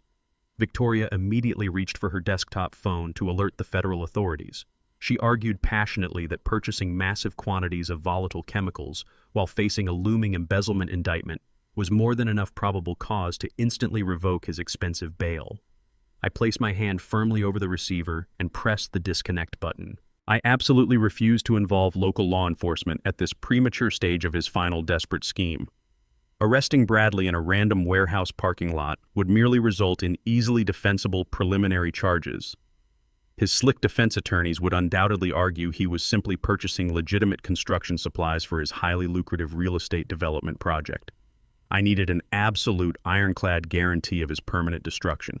I required Bradley to physically break into my historic Brooklyn brownstone and actively attempt to detonate the property. I wanted him caught dead to rights in the absolute center of a catastrophic federal crime. Attempted insurance fraud and premeditated arson of a residential structure would guarantee a federal sentence measured in decades, not months. Victoria slowly lowered the phone and nodded in absolute agreement. She recognized the flawless logic of my tactical patience. We were deliberately allowing a highly volatile predator to walk directly into his own meticulously crafted demise. I instructed her to maintain absolute silence and keep the surveillance team completely invisible. Bradley believed he was executing a brilliant covert operation under the protective cover of urban anonymity. He was completely unaware that every single gallon of gasoline he purchased was actively tightening the heavy federal noose around his treacherous neck. I needed a few critical hours to prepare my beloved home for his impending midnight assault. I left Victoria's office and returned immediately to my Brooklyn brownstone. I utilized my absolute executive authority over Apex Structural Clearing to dispatch a highly specialized private contracting crew to my residential address. These were not standard demolition workers. I specifically summoned an elite unit of industrial safety engineers who specialized in extreme hazard mitigation. They arrived in unmarked commercial vans within 45 minutes and immediately went to work securing the structural integrity of my historic property. I directed them to install an advanced military-grade fire-retardant foam dispersion system throughout the primary ductwork of the first floor and basement levels. The highly pressurized foam was specifically engineered to instantly smother chemical accelerants and neutralize high-temperature chemical fires upon immediate deployment. The technicians worked with absolute silent efficiency, running the concealed deployment nozzles behind the ornate crown molding and vintage plaster vents. Simultaneously, a secondary technology crew wired the entire interior layout with microscopic high-definition thermal imaging cameras. They embedded the sophisticated lenses inside the antique chandelier fixtures and behind the heavy oak bookshelves. The thermal sensors would perfectly capture Bradley's exact heat signature and physical movements, even in absolute pitch-black conditions. Every single corner of the expansive living room and rear kitchen was perfectly covered by overlapping fields of digital vision. I stood in the center of the reinforced room and authorized the final calibration sequence. The lead engineer handed me an encrypted remote detonation trigger synchronized directly to my secure mobile device. I possessed the absolute capability to flood the entire structure with suffocating chemical foam with a single tactical keystroke. I then executed the final brutal phase of my interior preparation. I hired a rapid logistics firm to completely strip the entire ground floor of all valuable assets. They systematically removed my imported rugs, antique mahogany furniture, and irreplaceable family heirlooms. The historic space was completely reduced to bare hardwood floors and empty plaster walls. I refused to let a desperate criminal destroy a single piece of my cherished personal history. The brownstone was no longer a welcoming residential home. It was a heavily fortified observation trap designed perfectly for a deeply cornered animal. I locked the heavy front door and retreated to a secure command vehicle parked discreetly down the block to await his inevitable arrival. The digital clock on the command vehicle dashboard flashed precisely 2 o'clock in the morning. The quiet residential Brooklyn street was completely silent and wrapped in heavy coastal fog. Victoria's private investigator radioed our encrypted channel confirming that Bradley had successfully bypassed the rear alleyway perimeter. He approached the property on foot, carrying 2 massive sloshing canisters of industrial accelerant. I stared intensely at the glowing thermal monitors displaying the live interior feed. A bright red thermal signature materialized at the rear of the property. The sharp shattering sound of breaking glass echoed violently through the highly sensitive audio receivers. Bradley had brutally smashed the vintage stained glass window of the back kitchen door to bypass the heavy deadbolt. The thermal imaging perfectly captured his frantic, irregular movements as he stepped over the shattered glass and entered the pitch-black kitchen. He moved heavily through the hallway and pushed into the main living room, expecting to find my expensive antique furniture to use as highly flammable kindling. The hidden cameras illuminated his immediate physical confusion. He stood completely frozen in the center of the expansive room, clutching the heavy red plastic canisters. The sweeping, tactical motion of his flashlight revealed the absolute barren reality of the space. Every single piece of mahogany furniture, every imported rug, and every framed painting was entirely gone. The room echoed hollowly as his heavy leather shoes shifted on the bare hardwood floors. He spun around, wildly sweeping the beam of light across the perfectly empty plaster walls. The sheer magnitude of the absolute emptiness broke through his frantic adrenaline. He realized the house had been systematically cleared of all material value with extreme precision. Bradley's chest heaved heavily on the thermal monitors as the terrifying reality of his situation fully materialized. He had not caught me completely off guard. He had walked blindly into a completely sterile environment specifically prepared for his arrival. He stood in the dead center of the vast empty room, gripping the volatile chemicals as pure, unadulterated panic completely consumed him. The hunter had officially stepped onto the center of the perfectly illuminated stage, entirely unaware that the grand finale of his total destruction was about to commence. The heavy plastic canisters slipped from Bradley's trembling fingers. They crashed against the bare hardwood floor, popping their poorly secured caps and spilling highly flammable industrial accelerant across the pristine wood. The pungent, suffocating odor of raw gasoline filled the empty living room, but Bradley hardly noticed. His mind was entirely consumed by the terrifying realization that he had walked directly into a meticulously engineered trap. There was no furniture to burn, no valuables to destroy, and no easy victory to claim. He spun wildly around his flashlight beam, slicing through the darkness, searching for any sign of movement. The sheer silence of the stripped brownstone amplified his rapid, panicked breathing. He abandoned his criminal objective instantly. Survival instinct hijacked his paralyzing fear, compelling him to flee the scene before the invisible trap completely closed around him. He sprinted back toward the kitchen, his leather shoes slipping precariously on the gasoline-slicked floorboards, desperately aiming for the shattered stained glass door he had just breached. Sitting in the secure command vehicle parked discreetly down the street, I watched his frantic retreat unfold in pristine high-definition thermal imaging. The bright red silhouette of my treacherous son-in-law scrambled through the dark hallway like a cornered rat desperately seeking a crack in the wall. He was entirely predictable. I did not feel a single ounce of pity or hesitation. I picked up the encrypted remote detonation trigger resting on the vehicle's console. My thumb hovered over the primary activation button for only a fraction of a second before pressing down with absolute unwavering certainty. A massive mechanical clanking sound violently shattered the quiet Brooklyn night. Instantly, heavy industrial steel security shutters deployed from concealed housings above every single window and exterior door of the brownstone. The reinforced metal plates slammed downward with bone-rattling force, locking into their heavy floor anchors simultaneously. Bradley was just 3 feet away from the kitchen exit when the steel barrier crashed down in front of his face, sealing the exit completely. He slammed his fists against the cold, unyielding metal, screaming in sheer terror. He ran to the adjacent kitchen windows, violently pounding against the steel plates, blocking the glass, but the heavy fortifications were designed to withstand extreme kinetic impact. The entire historic property was instantly transformed into an impenetrable steel vault. He was utterly entombed inside the very structure he had come to destroy. The absolute darkness of the sealed brownstone was suddenly pierced by a sharp, high-pitched mechanical hiss. The advanced fire-retardant foam dispersion system, brilliantly concealed within the vintage plaster vents and ornate crown molding, instantly activated. High-pressure nozzles deployed across the entire first floor and basement levels, violently expelling thousands of gallons of dense, chemical-smothering foam.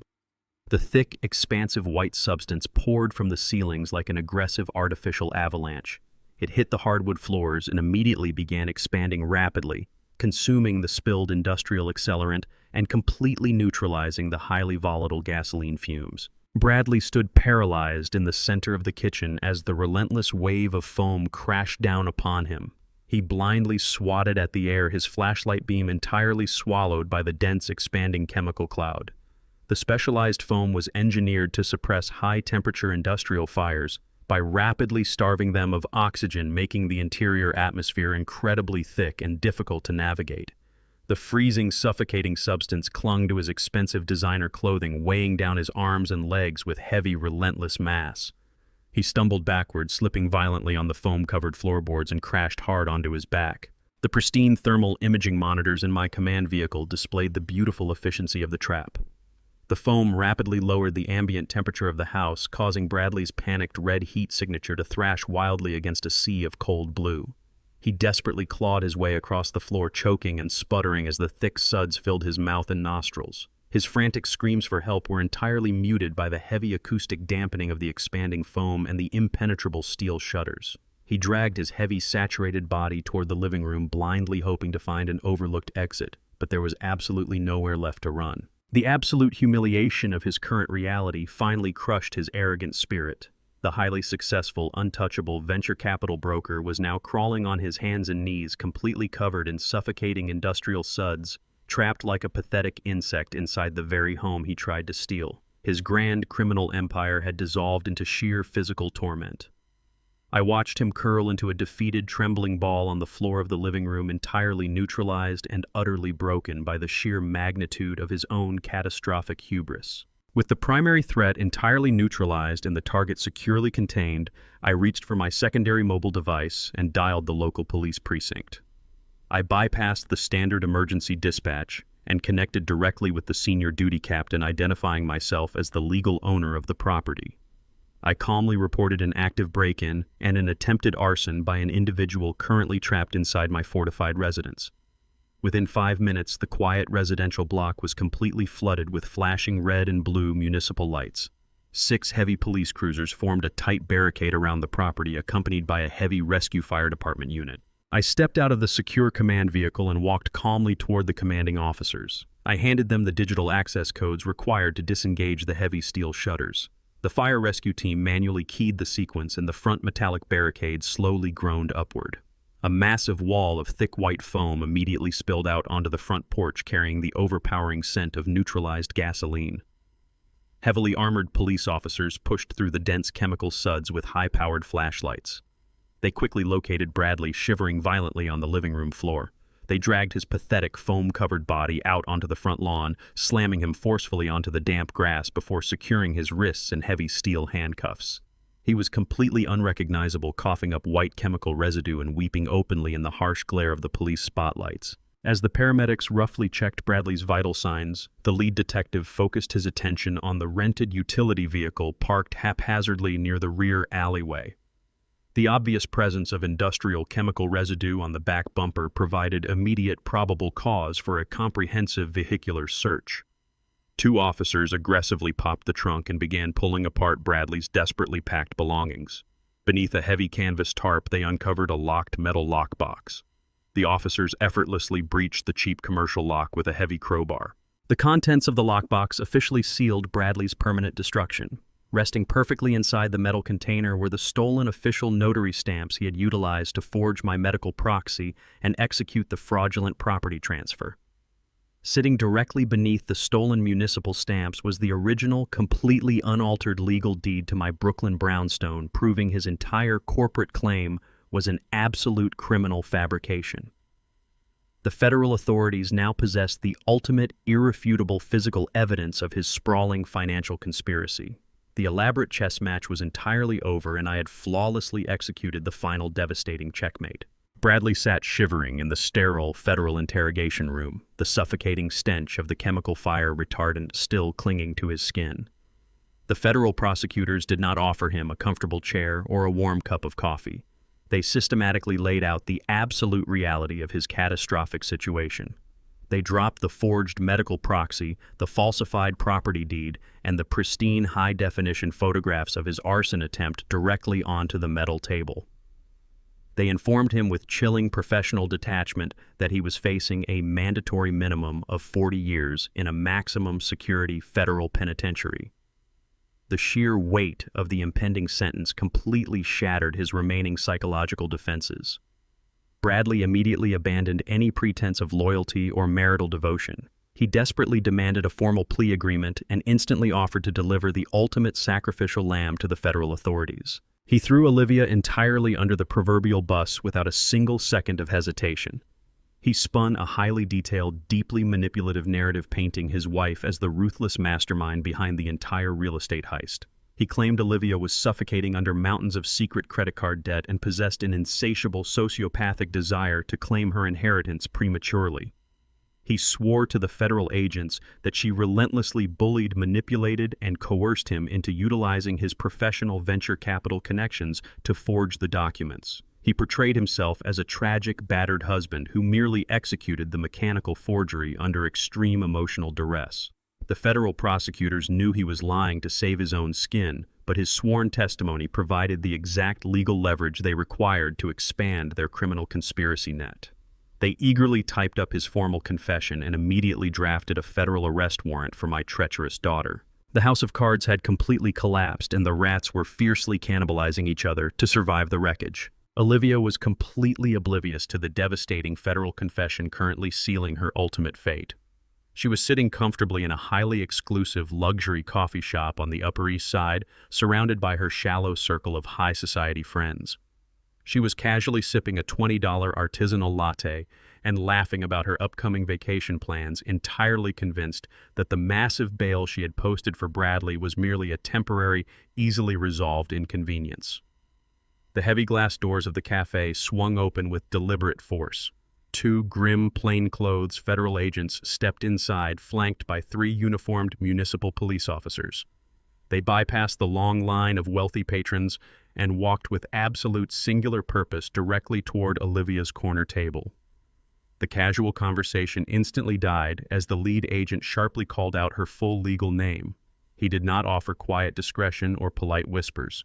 He loudly declared she was under federal arrest for felony conspiracy, massive wire fraud, and severe elder abuse. Her wealthy friends gasped in sheer, unadulterated horror as the officers forcefully pulled her arms behind her back and snapped heavy steel handcuffs around her wrists. The pristine illusion of her flawless, unearned luxury lifestyle was permanently shattered in front of her entire social circle. They marched her aggressively out of the cafe, shoving her perfectly manicured frame into the back of a waiting armored transport vehicle.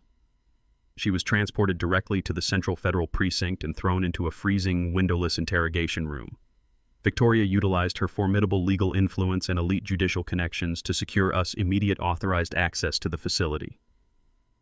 She guided me silently down a dark, restricted corridor and into the concealed observation room. I stood in the heavy shadows with my hands clasped firmly behind my back. I stared straight through the two-way mirror, watching my treacherous daughter shivering violently at the metal table, entirely stripped of her arrogance and completely isolated from the luxurious world she had mercilessly betrayed me to secure. The sheer suffocating gravity of her federal predicament finally penetrated Olivia's profound sense of entitlement. She stared at the bleak concrete walls and the bolted metal table, realizing her predatory bail loans and maxed-out credit cards could not purchase her freedom from a federal holding facility.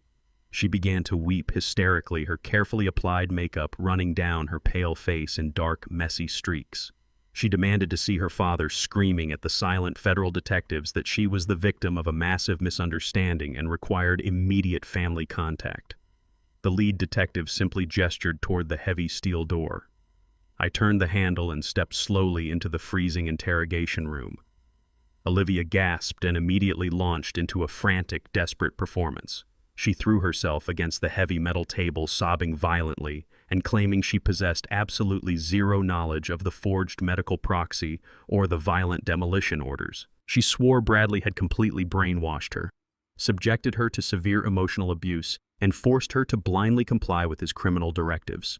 She played the role of the innocent, terrified little girl to absolute perfection, weeping that she never truly wanted to hurt me or steal the historic brownstone. Her tearful performance abruptly shifted from claiming victimhood to demanding immediate financial salvation. She looked me directly in the eyes and revealed she knew about the massive, untraceable corporate funds I utilized to purchase the demolition firm. She begged me to deploy my hidden wealth to secure her immediate release. She frantically demanded I hire the most ruthless, expensive criminal defense attorney in the entire state of New York.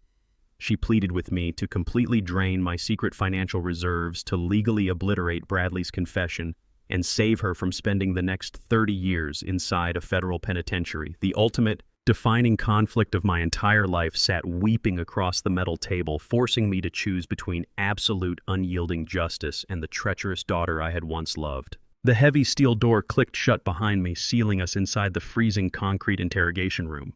Olivia sat hunched over the bolted metal table. Her perfectly styled hair was unraveling, and dark streaks of expensive mascara stained her pale cheeks. She looked up the second I entered her eyes, immediately adopting the familiar, practiced expression of a terrified victim.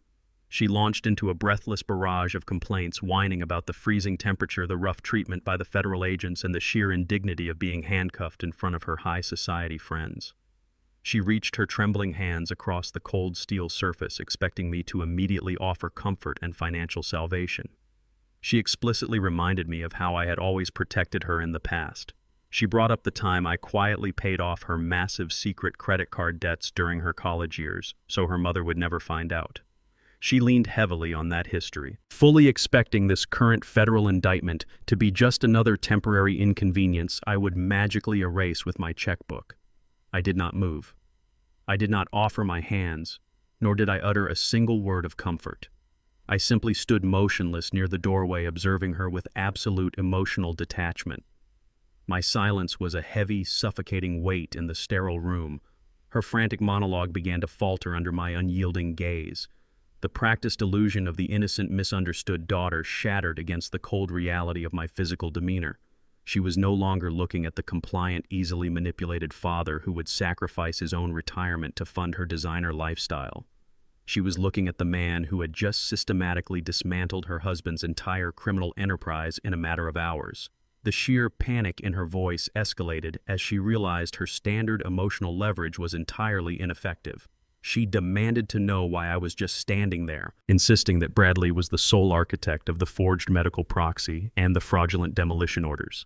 She claimed she was completely terrified of him spinning a pathetic narrative of domestic coercion to excuse her active participation in the conspiracy to lock me inside a state-run psychiatric ward. She swore she never wanted to see me committed, weeping that she had always loved me. I pulled out the metal chair opposite her and sat down slowly, maintaining absolute unwavering eye contact. The time for her theatrical lies was officially over. I did not raise my voice or demonstrate a single ounce of anger. I calmly opened the leather portfolio I had carried into the room and extracted a thick, crisp stack of papers. It was the official certified transcription of the audio recordings Victoria's private investigator had captured using the highly sensitive directional microphones. I placed the documents deliberately onto the cold metal table and slid them directly toward her trembling hands. I instructed her to read the highlighted section on the third page. Olivia glanced down at the official federal evidence header and hesitated, her breath catching in her throat. She stubbornly refused to touch the paperwork, shaking her head and repeating her hollow claims of total innocence. I did not break eye contact. I commanded her to read the highlighted text aloud. My voice was dangerously quiet, carrying an authority that forced her to comply. She slowly lowered her eyes to the page, and her voice broke completely as she recognized her own transcribed words. It was a verbatim record of a late-night conversation she had shared with Bradley in their luxury apartment just 3 weeks prior. The transcript documented her laughing viciously about the impending sale of my Brooklyn brownstone. It recorded her explicitly calculating the exact monthly cost of the cheapest, most miserable state-run nursing facility available in the city. She had coldly argued against sending me to a comfortable private retirement home because it would unnecessarily drain her anticipated inheritance. I forced her to read the exact sentence where she enthusiastically agreed to let Bradley forge the medical proxy, specifically stating that getting me legally locked away in a padded ward was the fastest way to liquidate my assets for her European vacation fund. The horrifying cruelty of her own words echoed off the concrete walls of the interrogation room. The undeniable proof completely obliterated her pathetic victim narrative. She could not blame Bradley for coercion, when the federal transcript proved she was the active, enthusiastic architect of my planned psychological destruction. She dropped the papers onto the table, her hands shaking violently, as the absolute reality of her situation locked her in an inescapable corner. She had completely stripped away her own humanity for unearned wealth, and the cold, hard evidence was now sitting directly between us. She looked at me with genuine terror, finally understanding that I knew every single detail of her monstrous betrayal. She lunged across the metal table, grabbing the sleeves of my suit with absolute desperation. She completely abandoned her lies and begged me for immediate financial salvation. She knew my hidden liquidity was vastly superior to anything she had ever imagined. She frantically pleaded with me to hire the most ruthless, highly compensated criminal defense attorney in Manhattan to shatter the federal indictment. She cried that a standard public defender would let the federal prosecutors send her to a maximum security prison for decades. I slowly reached down and physically detached her trembling fingers from my jacket. I looked down at the woman who had happily conspired to erase my freedom, my home, and my sanity for a quick payout. I informed her in a perfectly level tone that my corporate wealth was reserved exclusively for those who had earned my respect, and she had forfeited her right to my protection the second she signed that fraudulent medical proxy. I told her she would have to rely on an overworked, underfunded municipal public defender to fight her federal conspiracy charges. I turned my back on her and walked deliberately toward the heavy steel door, entirely ignoring her hysterical screams echoing through the sterile room. I stepped out into the hallway, leaving her completely abandoned to face the brutal consequences of her own boundless greed. However, the federal justice system was rapidly becoming the absolute least of her immediate problems. While Olivia was weeping inside the freezing interrogation room, a far more dangerous threat was actively shifting its focus. The ruthless international gambling syndicate had finally confirmed Bradley's high-profile federal arrest.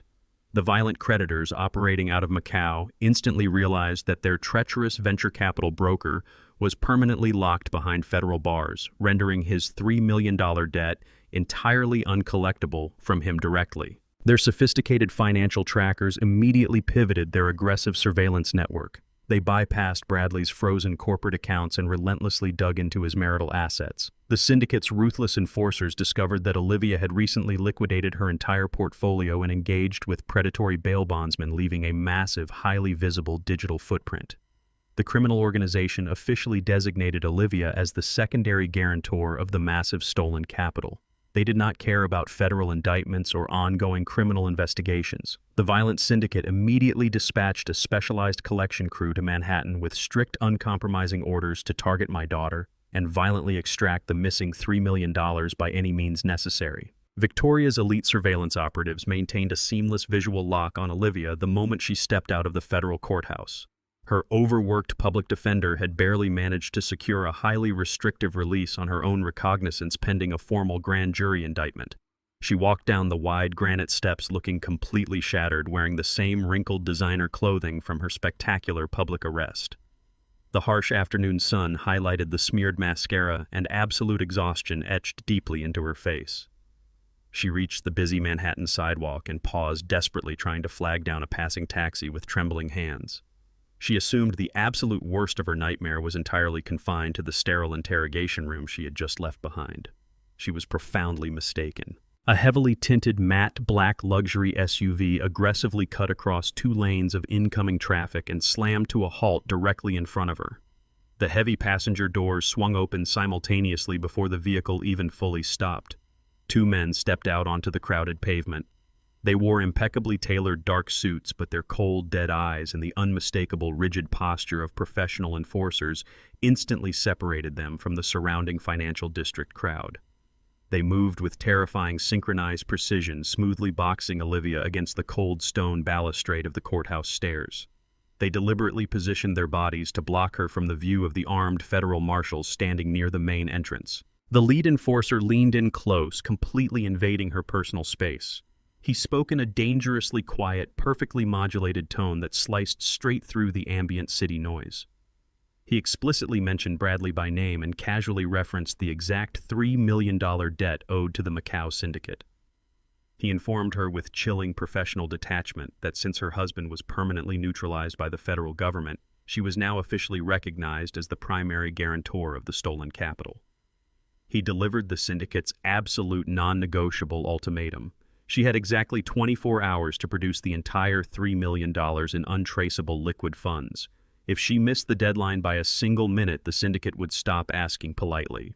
The men stepped back seamlessly, climbed into the idling SUV, and merged instantly back into the chaotic city traffic, leaving Olivia hyperventilating against the cold granite wall.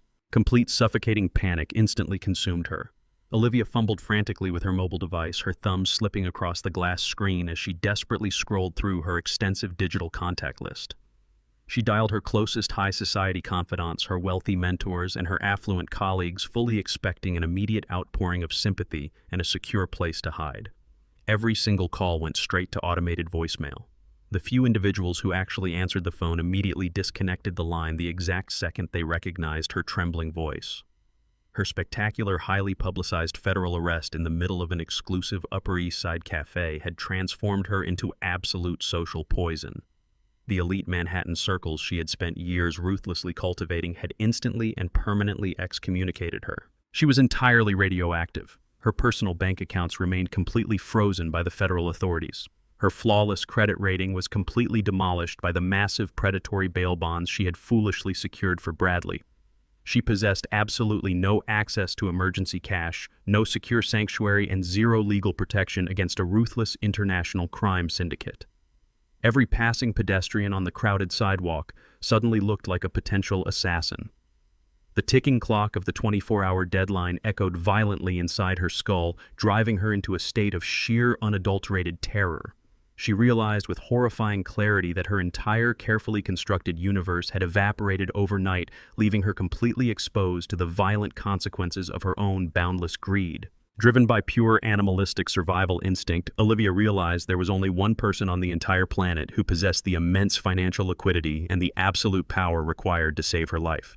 She abandoned all remaining pride and physically ran through the bustling city streets. Her expensive designer heels blistered her feet as she sprinted recklessly toward my highly secure luxury hotel in Midtown Manhattan. She bypassed the busy front desk by slipping unnoticed into a service elevator, riding it directly up to my exclusive penthouse floor. She sprinted down the plush, silent corridor and threw herself against the heavy mahogany door of my suite.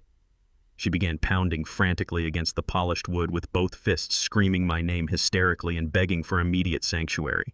I stood completely motionless on the other side of the heavy mahogany door, listening to her desperate, humiliating pleas echoing loudly through the pristine corridor. I deliberately checked the dial of my wristwatch, allowing her to scream and weep for exactly 2 full minutes. I wanted the absolute suffocating terror of her situation to break her spirit completely before I engaged. Her frantic pounding eventually devolved into pathetic, exhausted scratching against the wood. She slid down the door frame, sobbing uncontrollably onto the expensive carpet. I slowly reached forward, disengaged the heavy brass deadbolt with a sharp click, and pulled the door open. Olivia practically collapsed forward into the marble foyer, grasping desperately at the hem of my tailored trousers. She wept hysterically, completely abandoning any remaining pretense of innocence or pride. She screamed that dangerous men were actively hunting her down to collect Bradley's $3 million gambling debt. She begged me to utilize my vast secret wealth to hire a private security detail and the most expensive criminal defense attorney in the state. She pleaded with me to pay off the ruthless syndicate and shield her from the violent consequences closing in around her. I did not invite her further into the suite. I did not offer a single word of comfort or an outstretched hand of parental support. I simply looked down at her tear-stained face with absolute, unyielding emotional detachment.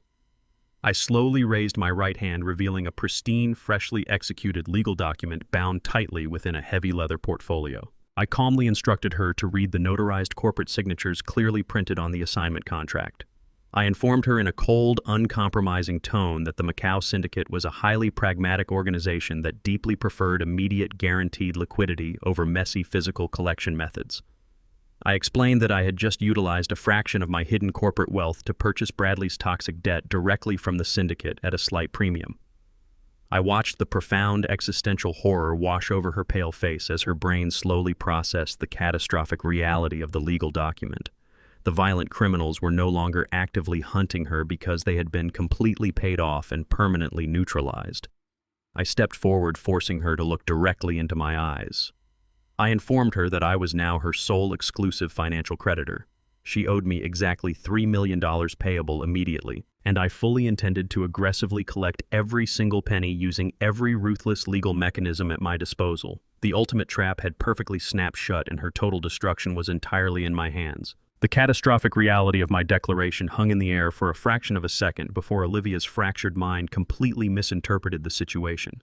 The sheer suffocating terror that had paralyzed her features instantly evaporated, replaced by a sudden, breathless wave of delusional relief. She exhaled a sharp, hysterical laugh that echoed off the polished marble foyer. In her deeply warped, entitled perception, the ultimate threat had just been magically neutralized. She genuinely believed that by utilizing my vast corporate resources to purchase the $3 million gambling debt, I had executed the ultimate act of parental salvation. The violent Macau Syndicate was entirely removed from the board, and her massive liability was now safely held by her own father, a man she had successfully manipulated and financially bled dry for her entire adult life. She slumped forward onto her knees, not in defeat, but in a grotesque display of overwhelming gratitude.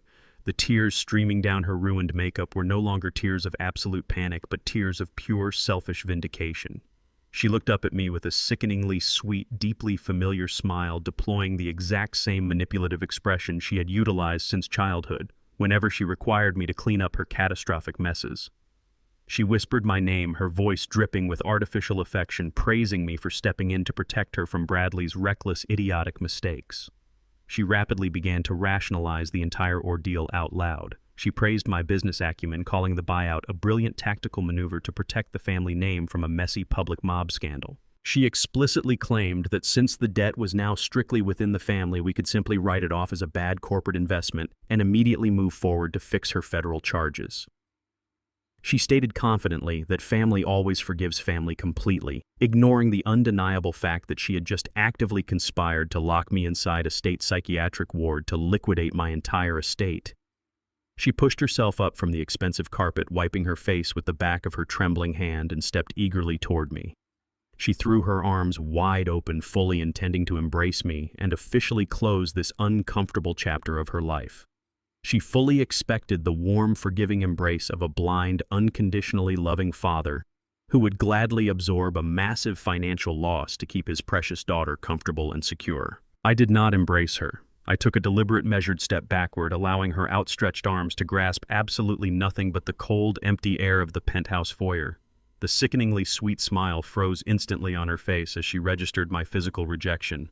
I maintained absolute, unyielding emotional control. I did not raise my voice, nor did I display a single ounce of paternal warmth or hesitation. I simply opened the heavy leather portfolio resting in my hand and extracted a secondary stack of perfectly crisp, heavily notarized legal documents.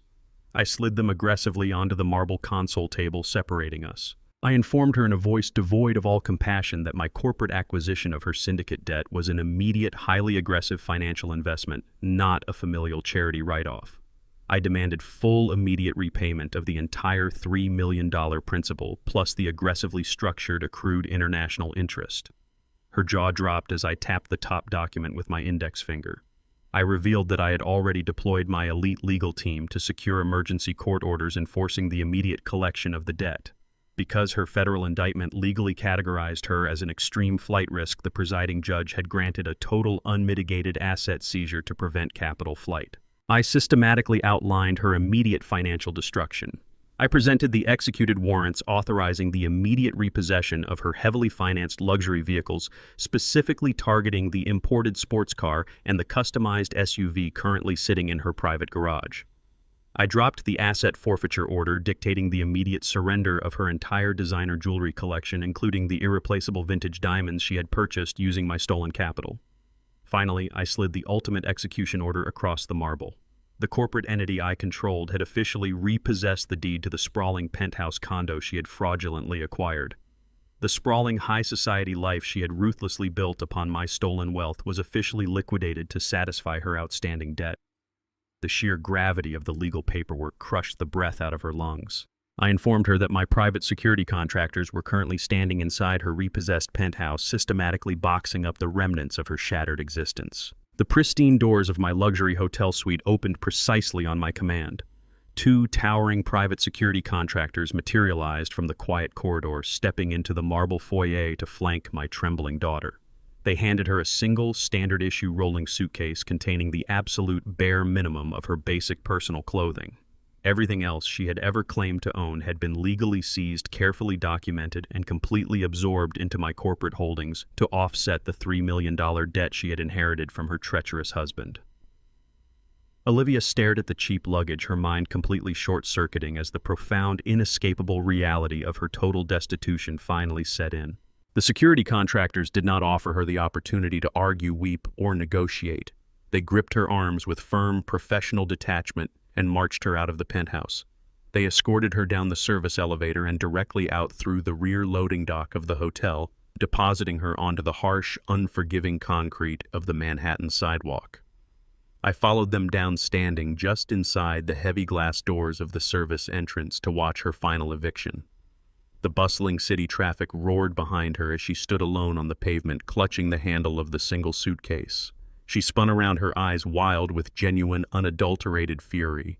She screamed at the top of her lungs, her voice cracking as she viciously accused me of intentionally destroying her life, ruining her reputation, and stripping her of her rightful future. She cursed my name, pointing a trembling finger at the glass, and demanding to know how a father could be so ruthless and unforgiving. I looked at her through the glass with absolute, chilling calm. I pushed the door open just wide enough to deliver my final verdict. I informed her that I had not ruined her life. She had meticulously engineered her own spectacular destruction the very second she decided my freedom and sanity were worth less than her insatiable greed. I stepped back and allowed the heavy glass door to click shut and lock automatically. She was now completely isolated, entirely bankrupt, and totally exposed to the elements. With her stolen financial resources completely eradicated and her high society circle evaporated, she had absolutely nothing left to shield her. The federal prosecutors were preparing to offer her a brutal ultimatum, and she would have to face the crushing weight of the impending federal conspiracy trial entirely alone. 6 months passed with agonizing slowness as the federal justice system ground its bureaucratic gears. Bradley remained incarcerated in a maximum security holding facility, entirely unable to secure the exorbitant cash bail required for his release. Despite the overwhelming mountain of physical evidence stacked against him, his arrogance remained entirely intact. When his formal arraignment finally arrived, he stood before the federal judge in a tailored prison uniform and confidently entered a plea of not guilty. He had managed to secure the services of a notoriously aggressive, high-profile defense attorney who specialized in tearing apart prosecution narratives for the sake of media glory. Their strategy was immediately apparent and breathtakingly cynical. They completely abandoned any attempt to deny Bradley's physical presence at the brownstone or his direct involvement in the financial transfers. Instead, they launched a vicious, calculated character assassination against me. The defense meticulously crafted a narrative painting me as a deeply vindictive, technologically sophisticated, and mentally unstable old man. They argued that I held a pathological grudge against my highly successful son-in-law and had deliberately engineered the entire scenario to ruin his flawless reputation. Bradley's attorney aggressively seeded the media with fabricated stories portraying his client as an innocent victim of a wealthy sociopath. They claimed I had purposefully lured Bradley to the empty brownstone under the guise of a construction consultation, planting the chemical accelerants myself to frame him for attempted arson. Sitting in the gallery during the preliminary hearings, I watched Bradley smirk at the prosecution table, entirely convinced his expensive lawyer could manipulate the jury into doubting reality itself. He believed his polished corporate charisma could override forensic facts. He was attempting to weaponize my own meticulously designed trap, arguing that the sheer perfection of the surveillance and containment systems proved I was a paranoid, dangerous mastermind rather than an innocent victim protecting his property. The media devoured the scandalous narrative, broadcasting endless speculative segments about the wealthy Brooklyn recluse and his persecuted venture capitalist son-in-law. Bradley's defense team flooded the court with endless preliminary motions, deliberately attempting to exhaust the prosecution and taint the jury pool before the trial even commenced.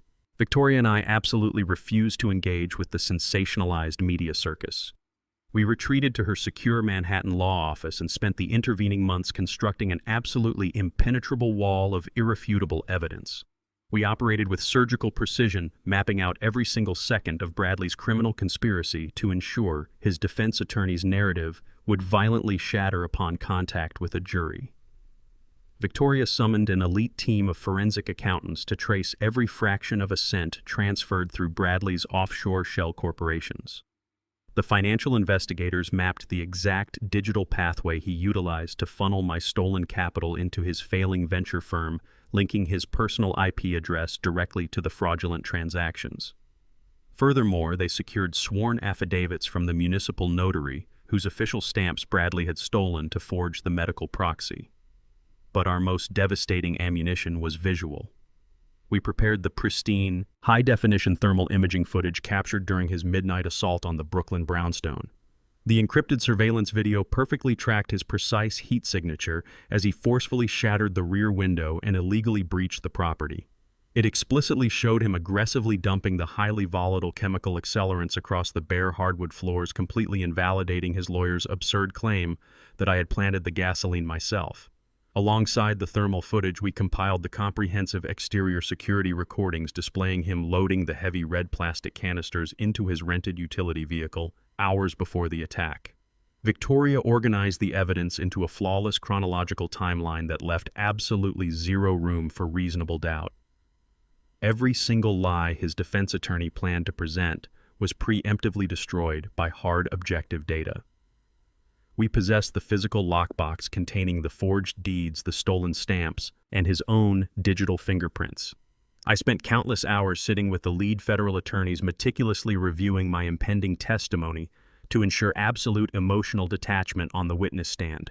I knew Bradley's defense team would attempt to provoke me to force an angry outburst that would validate their claims of my supposed mental instability. I hardened my mind into solid ice, fully prepared to deliver the absolute truth with the devastating calculated calm of an executioner. Just 3 weeks before the formal trial was scheduled to commence, Victoria burst into my hotel suite with a deeply grim expression. She threw a heavy legal envelope onto the glass coffee table, her usual composed demeanor replaced by genuine alarm. Bradley's notoriously aggressive defense attorney had just filed a highly controversial emergency subpoena, demanding immediate unrestricted access to my entire lifetime of private medical records. I stared at the official court order, instantly realizing the terrifying trajectory of their final desperate strategy. They had completely abandoned their attempt to dispute the physical forensics and were now executing a direct, brutal assault on my legal competency as a key witness. Victoria revealed that the defense team had officially retained the services of a highly controversial, exorbitantly compensated medical expert from a prestigious private clinic. This corrupt psychiatrist was notorious for providing legally convenient, heavily biased testimony for wealthy defendants willing to pay his massive retainer fees. According to the preliminary defense filings, this doctor was fully prepared to take the witness stand and testify under oath that I was currently suffering from advanced, highly aggressive dementia. The defense planned to argue that my cognitive functions were so severely compromised that I was prone to vivid hallucinations, paranoid delusions, and catastrophic memory fabrication. By medically invalidating my sanity, Bradley's attorney intended to explicitly petition the judge to strike my entire testimony from the federal record. They aimed to convince the jury that the thermal surveillance systems, the financial traps, and the entire arson narrative were the chaotic inventions of a diseased, decaying mind desperately trying to frame a beloved family member. Bradley was attempting to execute the very same psychological assassination he had originally plotted with my daughter, but this time he was utilizing the federal court system to legally erase my existence. Victoria paced the length of the suite, her phone pressed to her ear as she rapidly mobilized her own network of legitimate medical professionals to counter the impending attack. We needed to secure immediate bulletproof neurological evaluations from the most respected hospitals in the country to neutralize the corrupt doctor's fraudulent claims. The predator had found one final devastating loophole, and the entire trial now hung precariously in the balance. 6 months dragged on with agonizing slowness as the federal justice system processed the massive conspiracy. Bradley remained incarcerated inside a maximum security holding facility, entirely unable to secure the exorbitant cash bail required for his release. Despite the overwhelming mountain of physical evidence stacked against him, his sheer arrogance remained entirely intact. When his formal arraignment finally arrived, he stood before the federal judge in a tailored prison uniform and confidently entered a plea of not guilty. He had managed to secure the services of a notoriously aggressive defense attorney who specialized in tearing apart prosecution narratives for the sake of media glory. Their strategy was immediately apparent and breathtakingly cynical. They completely abandoned any attempt to deny Bradley's physical presence at the brownstone or his direct involvement in the financial transfers. Instead, they launched a vicious and calculated character assassination against me. The defense meticulously crafted a narrative painting me as a deeply vindictive, technologically sophisticated, and mentally unstable old man. They argued that I held a pathological grudge against my highly successful son-in-law and had deliberately engineered the entire scenario to ruin his flawless reputation. Bradley's attorney aggressively seeded the media with fabricated stories portraying his client as an innocent victim of a wealthy sociopath.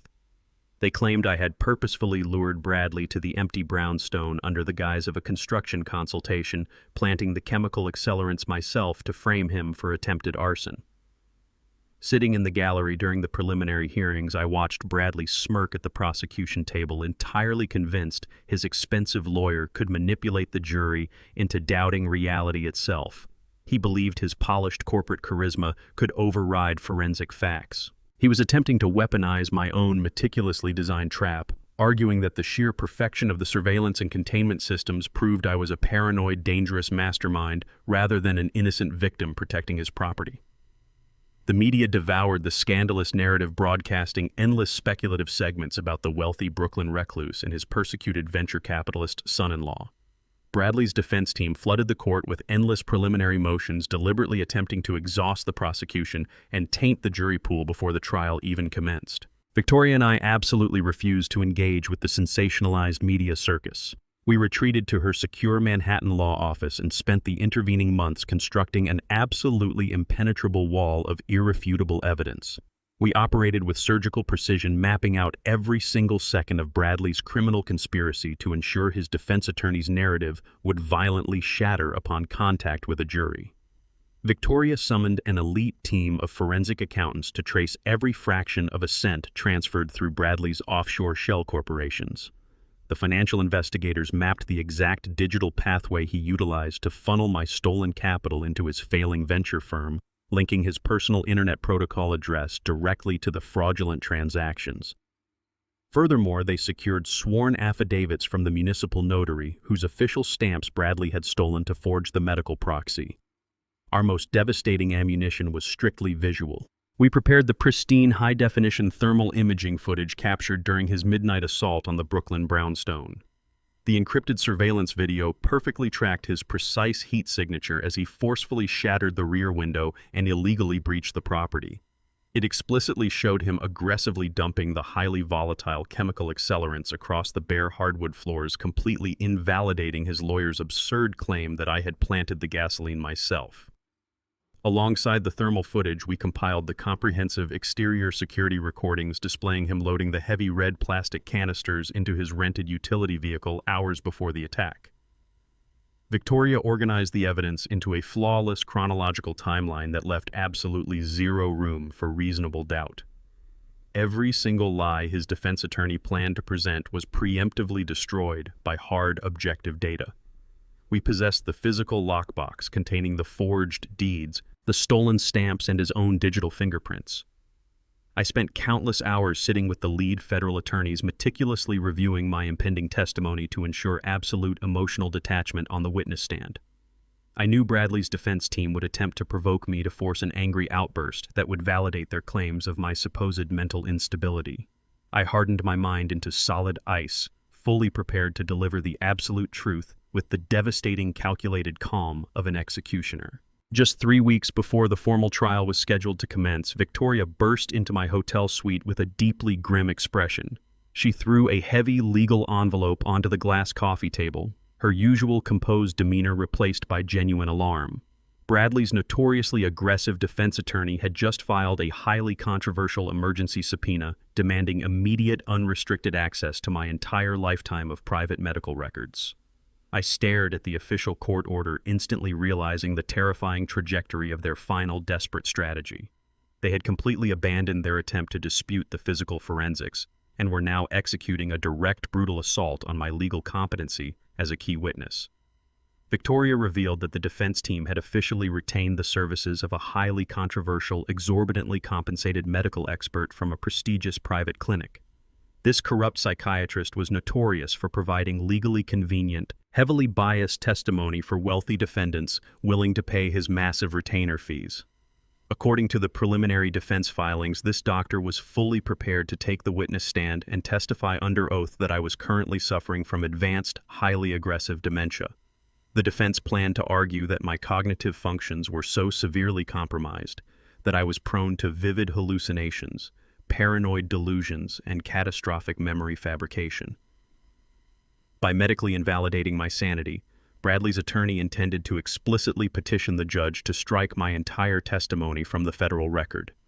They aimed to convince the jury that the thermal surveillance systems, the financial traps, and the entire arson narrative were the chaotic inventions of a diseased, decaying mind desperately trying to frame a beloved family member.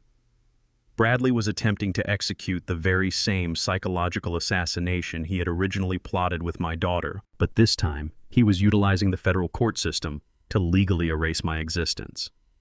Victoria paced the length of the suite, her phone pressed to her ear as she rapidly mobilized her own network of legitimate medical professionals to counter the impending attack. We needed to secure immediate bulletproof neurological evaluations from the most respected hospitals in the country to neutralize the corrupt doctor's fraudulent claims. The predator had found one final, devastating loophole, and the entire trial now hung precariously in the balance. The heavy oak doors of the federal courtroom swung closed, sealing the suffocating tension inside the expansive chamber. Bradley sat at the defense table, his arrogant, confident smirk returning as the bailiff called his star witness to the stand. Dr. Eris Thorne, a man with a pristine silver mane and an impeccably tailored charcoal suit, took the oath with practiced ease. He exuded an aura of absolute medical authority, the exact kind of professional credibility that wealthy Manhattan elites paid astronomical retainers to secure. Bradley's defense attorney immediately began a highly rehearsed direct examination, guiding the doctor through his extensive, prestigious credentials before pivoting directly to the targeted assassination of my psychological competence.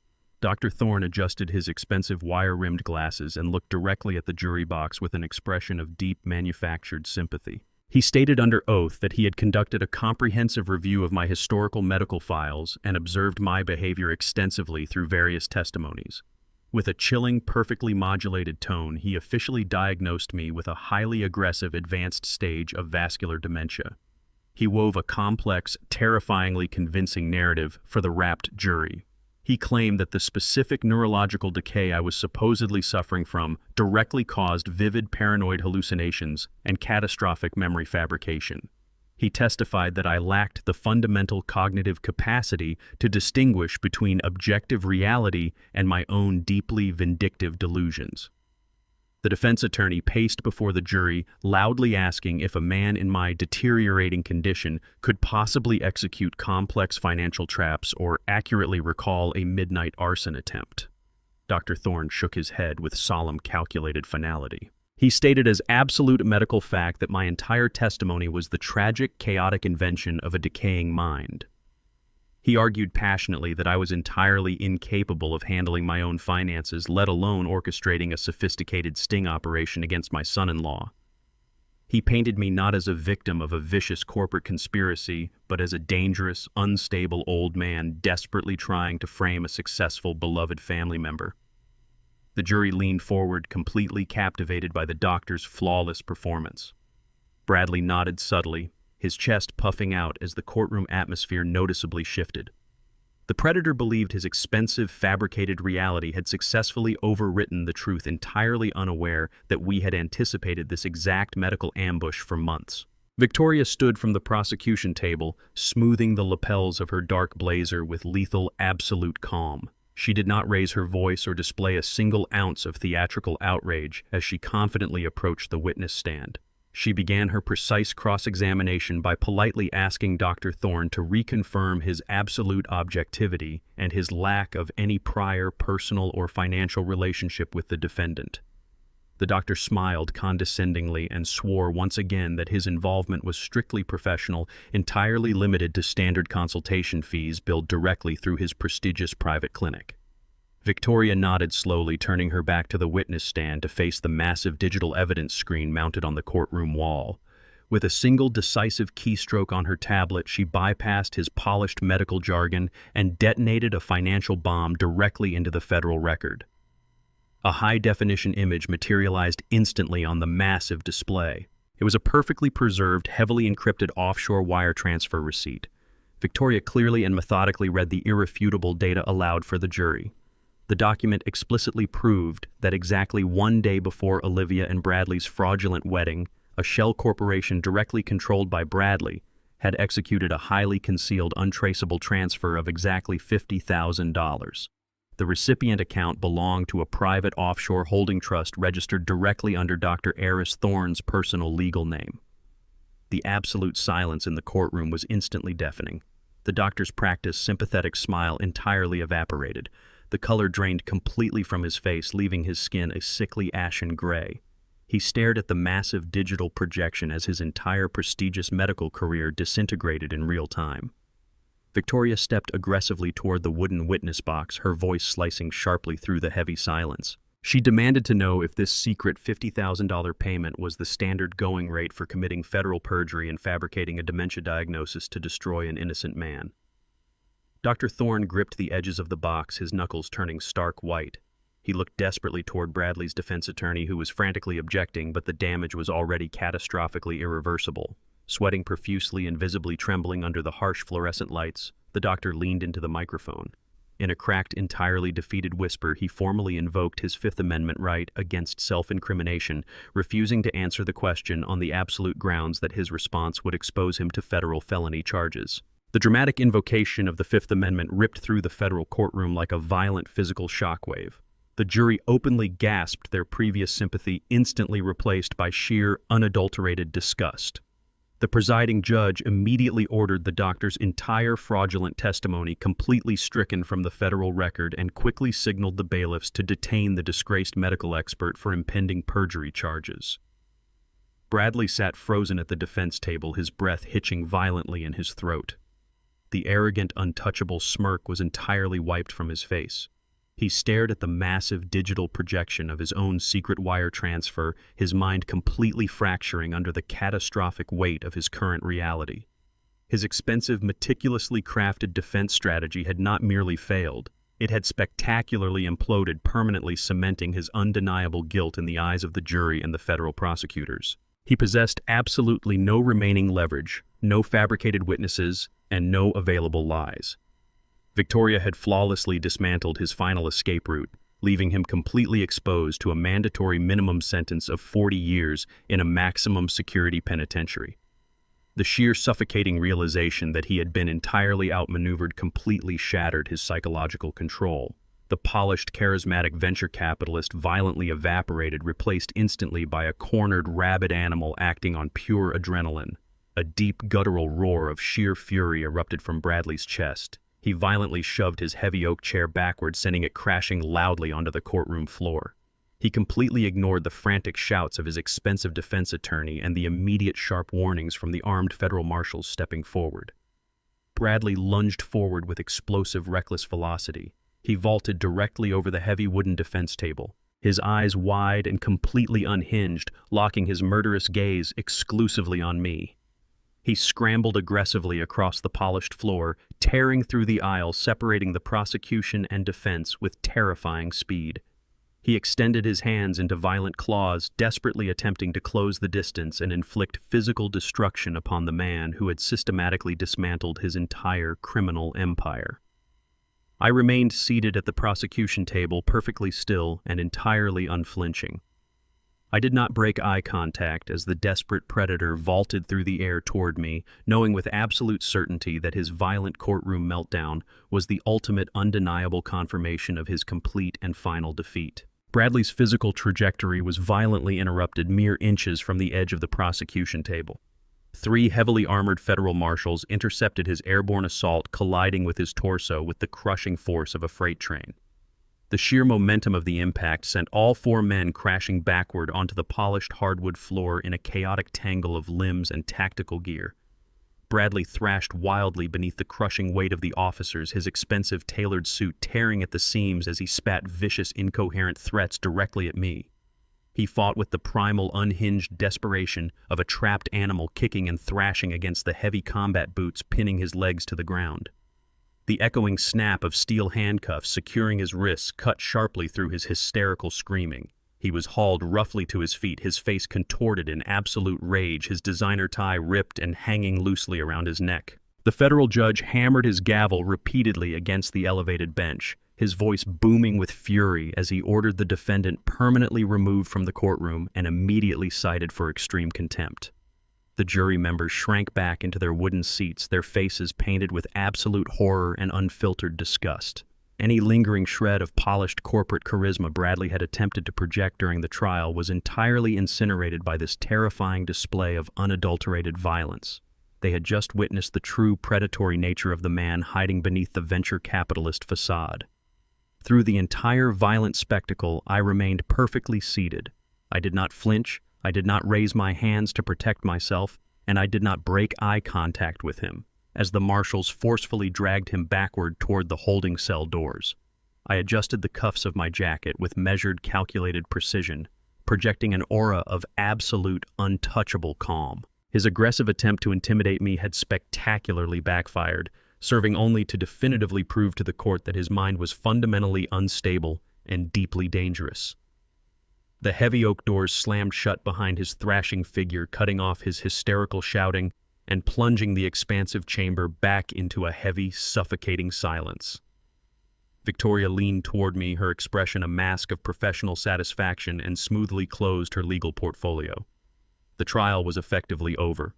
The federal jury did not require extensive deliberation to reach their absolute conclusion. They returned to the courtroom in exactly 1 hour and 45 minutes, their faces set in grim, unified determination. The swiftness of their return was a devastating blow to the defense, signaling a total and complete rejection of Bradley's fabricated narrative. The courtroom fell into absolute silence as the 4 persons stood to read the verdict into the official federal record. The word guilty echoed with metronomic precision across the expansive chamber. Guilty of first-degree grand larceny. Guilty of aggravated elder financial abuse. Guilty of attempted arson and the reckless endangerment of human life. Guilty on all 12 counts of federal wire fraud and international money laundering. Bradley stood completely rigid beside his defeated attorney, the residual adrenaline from his violent outburst entirely drained from his system, leaving him a hollow, trembling shell. The presiding federal judge did not wait for a separate sentencing hearing, choosing instead to deliver his final judgment immediately following the unanimous verdict. He looked down from the bench with unyielding disgust, explicitly condemning Bradley's actions as a breathtaking display of sociopathic greed and calculated cruelty. The judge emphasized that exploiting a family member's trust to systematically dismantle their life and steal their wealth demanded the absolute maximum penalty allowable by federal law. He brought his heavy wooden gavel down with a resounding crack, sentencing Bradley to a mandatory minimum of 35 years in a maximum security federal penitentiary, completely without the possibility of early parole. Bradley visibly collapsed inward, his knees buckling slightly as the crushing reality of spending the remainder of his adult life locked inside a concrete cage finally crushed his arrogant spirit. The marshal stepped forward immediately, gripping his arms to escort him to the federal transport vehicles waiting in the secure underground loading dock. He did not look back at the gallery. He did not look back at his expensive defense attorney. He simply shuffled forward in heavy chains, entirely stripped of his wealth, his freedom, and his completely fabricated identity. Victoria squeezed my shoulder gently, acknowledging the definitive end of our grueling legal war. The absolute uncompromising justice we had meticulously engineered had been flawlessly executed, permanently neutralizing the predator who had attempted to consume my entire existence. The expansive courtroom steadily emptied as the reporters, legal aides, and curious spectators flooded out through the heavy double doors, eager to broadcast the spectacular downfall of the prominent venture capitalist. The ambient noise of the gallery faded into a hollow, echoing silence. I remained at the prosecution table, deliberately taking my time to organize my personal documents and secure my leather briefcase. As I finally turned toward the center aisle, I noticed a solitary figure sitting completely motionless in the shadows of the very last row. It was Olivia. The transformation she had undergone over the past 6 months was profound and deeply jarring. The flawless high society aesthetic she had ruthlessly maintained with my stolen wealth was completely eradicated. She wore a cheap, heavily worn coat and faded clothing. Her posture slumped and devoid of her trademark arrogance. Her designer heels had been replaced by scuffed generic shoes, a stark visual representation of her steep fall from grace. She had managed to narrowly avoid a federal prison sentence by aggressively cooperating with the prosecution and accepting a highly restrictive plea deal that legally stripped her of every single remaining asset to her name. She had traded her husband's freedom for her own physical liberty, a distinctly selfish survival tactic that left her completely destitute and entirely alone. She stood up slowly as I approached the exit, her hands trembling nervously at her sides. She stepped out into the center aisle, deliberately blocking my path to the wooden double doors. Her eyes were red, deeply sunken from chronic exhaustion and the crushing weight of her newly impoverished reality. She looked absolutely nothing like the entitled, vicious predator who had confidently declared that my wealth was her rightful inheritance. She looked broken, entirely defeated by the catastrophic consequences of her own boundless greed. She did not attempt to deploy her old manipulative smiles or feign any false affection. She simply stared at me, her chest heaving as she struggled to find the words to bridge the massive, insurmountable chasm she had violently carved between us.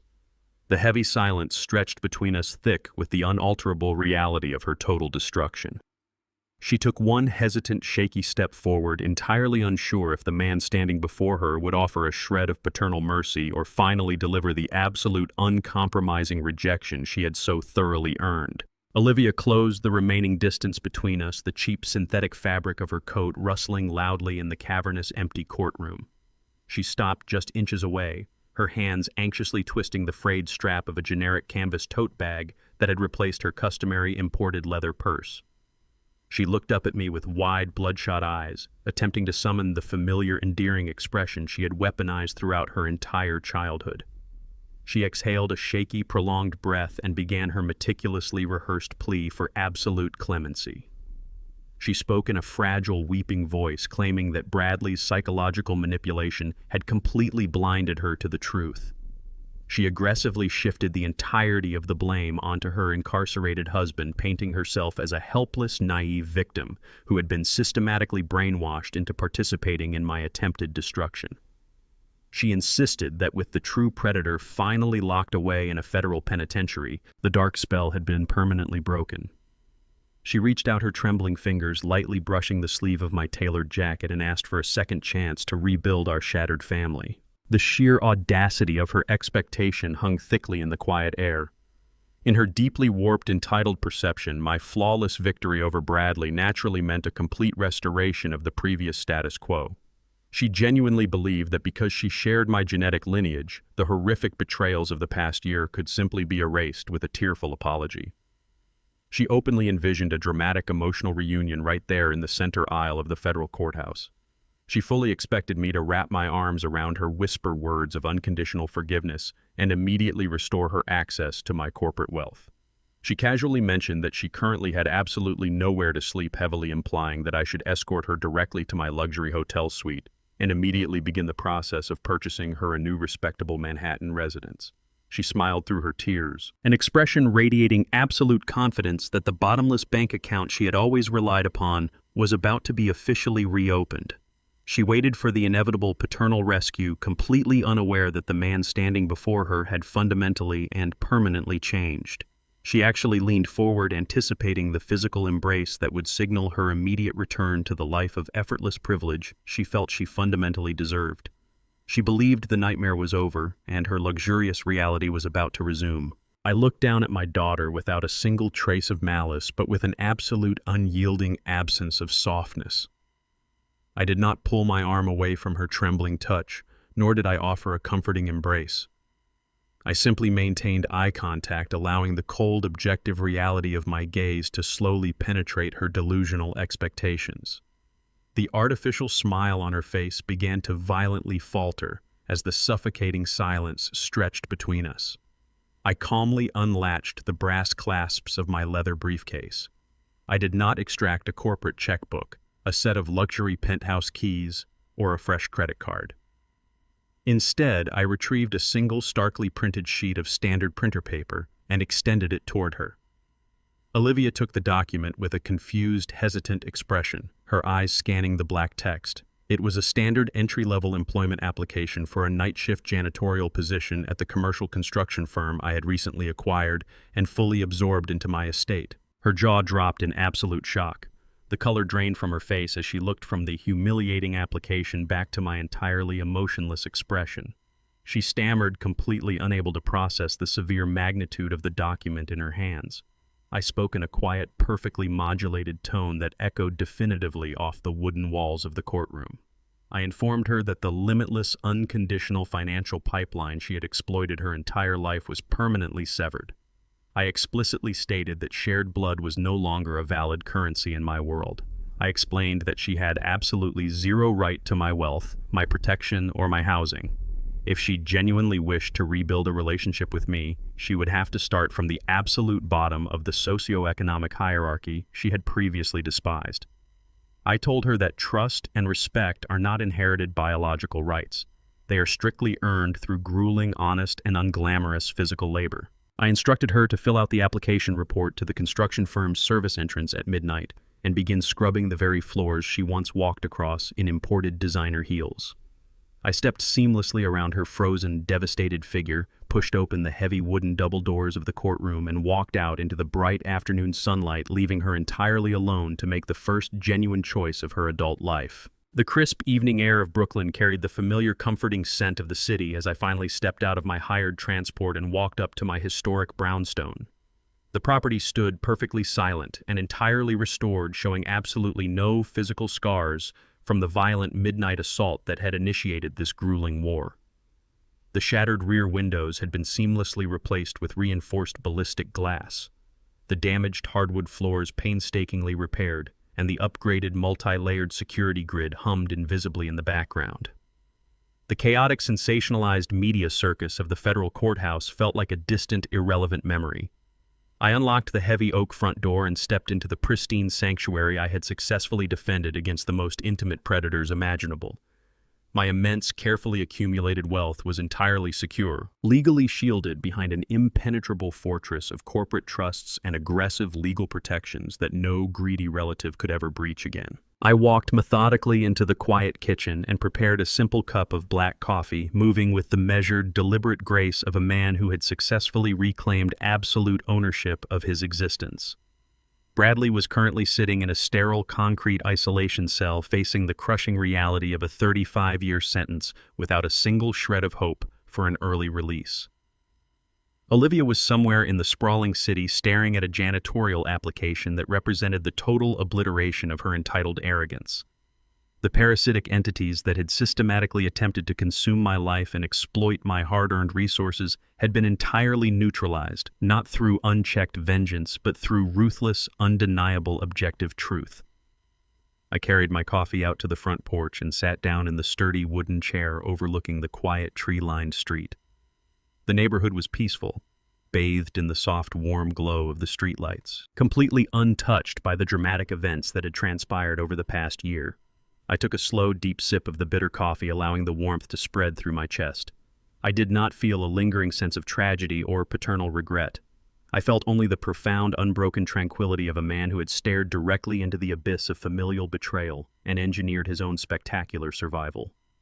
The silent adjustment was officially complete, the balance of power perfectly restored, and the remainder of my life belonged to absolutely no one but me. True strength is never found in enabling the toxic entitlement of those who weaponize family bonds for personal gain.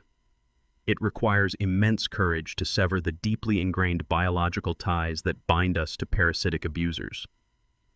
We frequently confuse enabling with unconditional love, inadvertently funding our own destruction by rewarding betrayal with continuous financial rescue.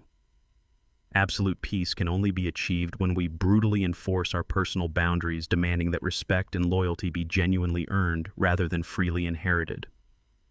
Protecting your dignity, your sanity, and your hard-earned legacy is the ultimate act of truly radical, necessary, and unapologetic self-preservation. Did this story of reclaimed power resonate with you? Share your thoughts in the comments below. Subscribe to the channel for more gripping life stories, and let us know what you would do if you found yourself in this situation.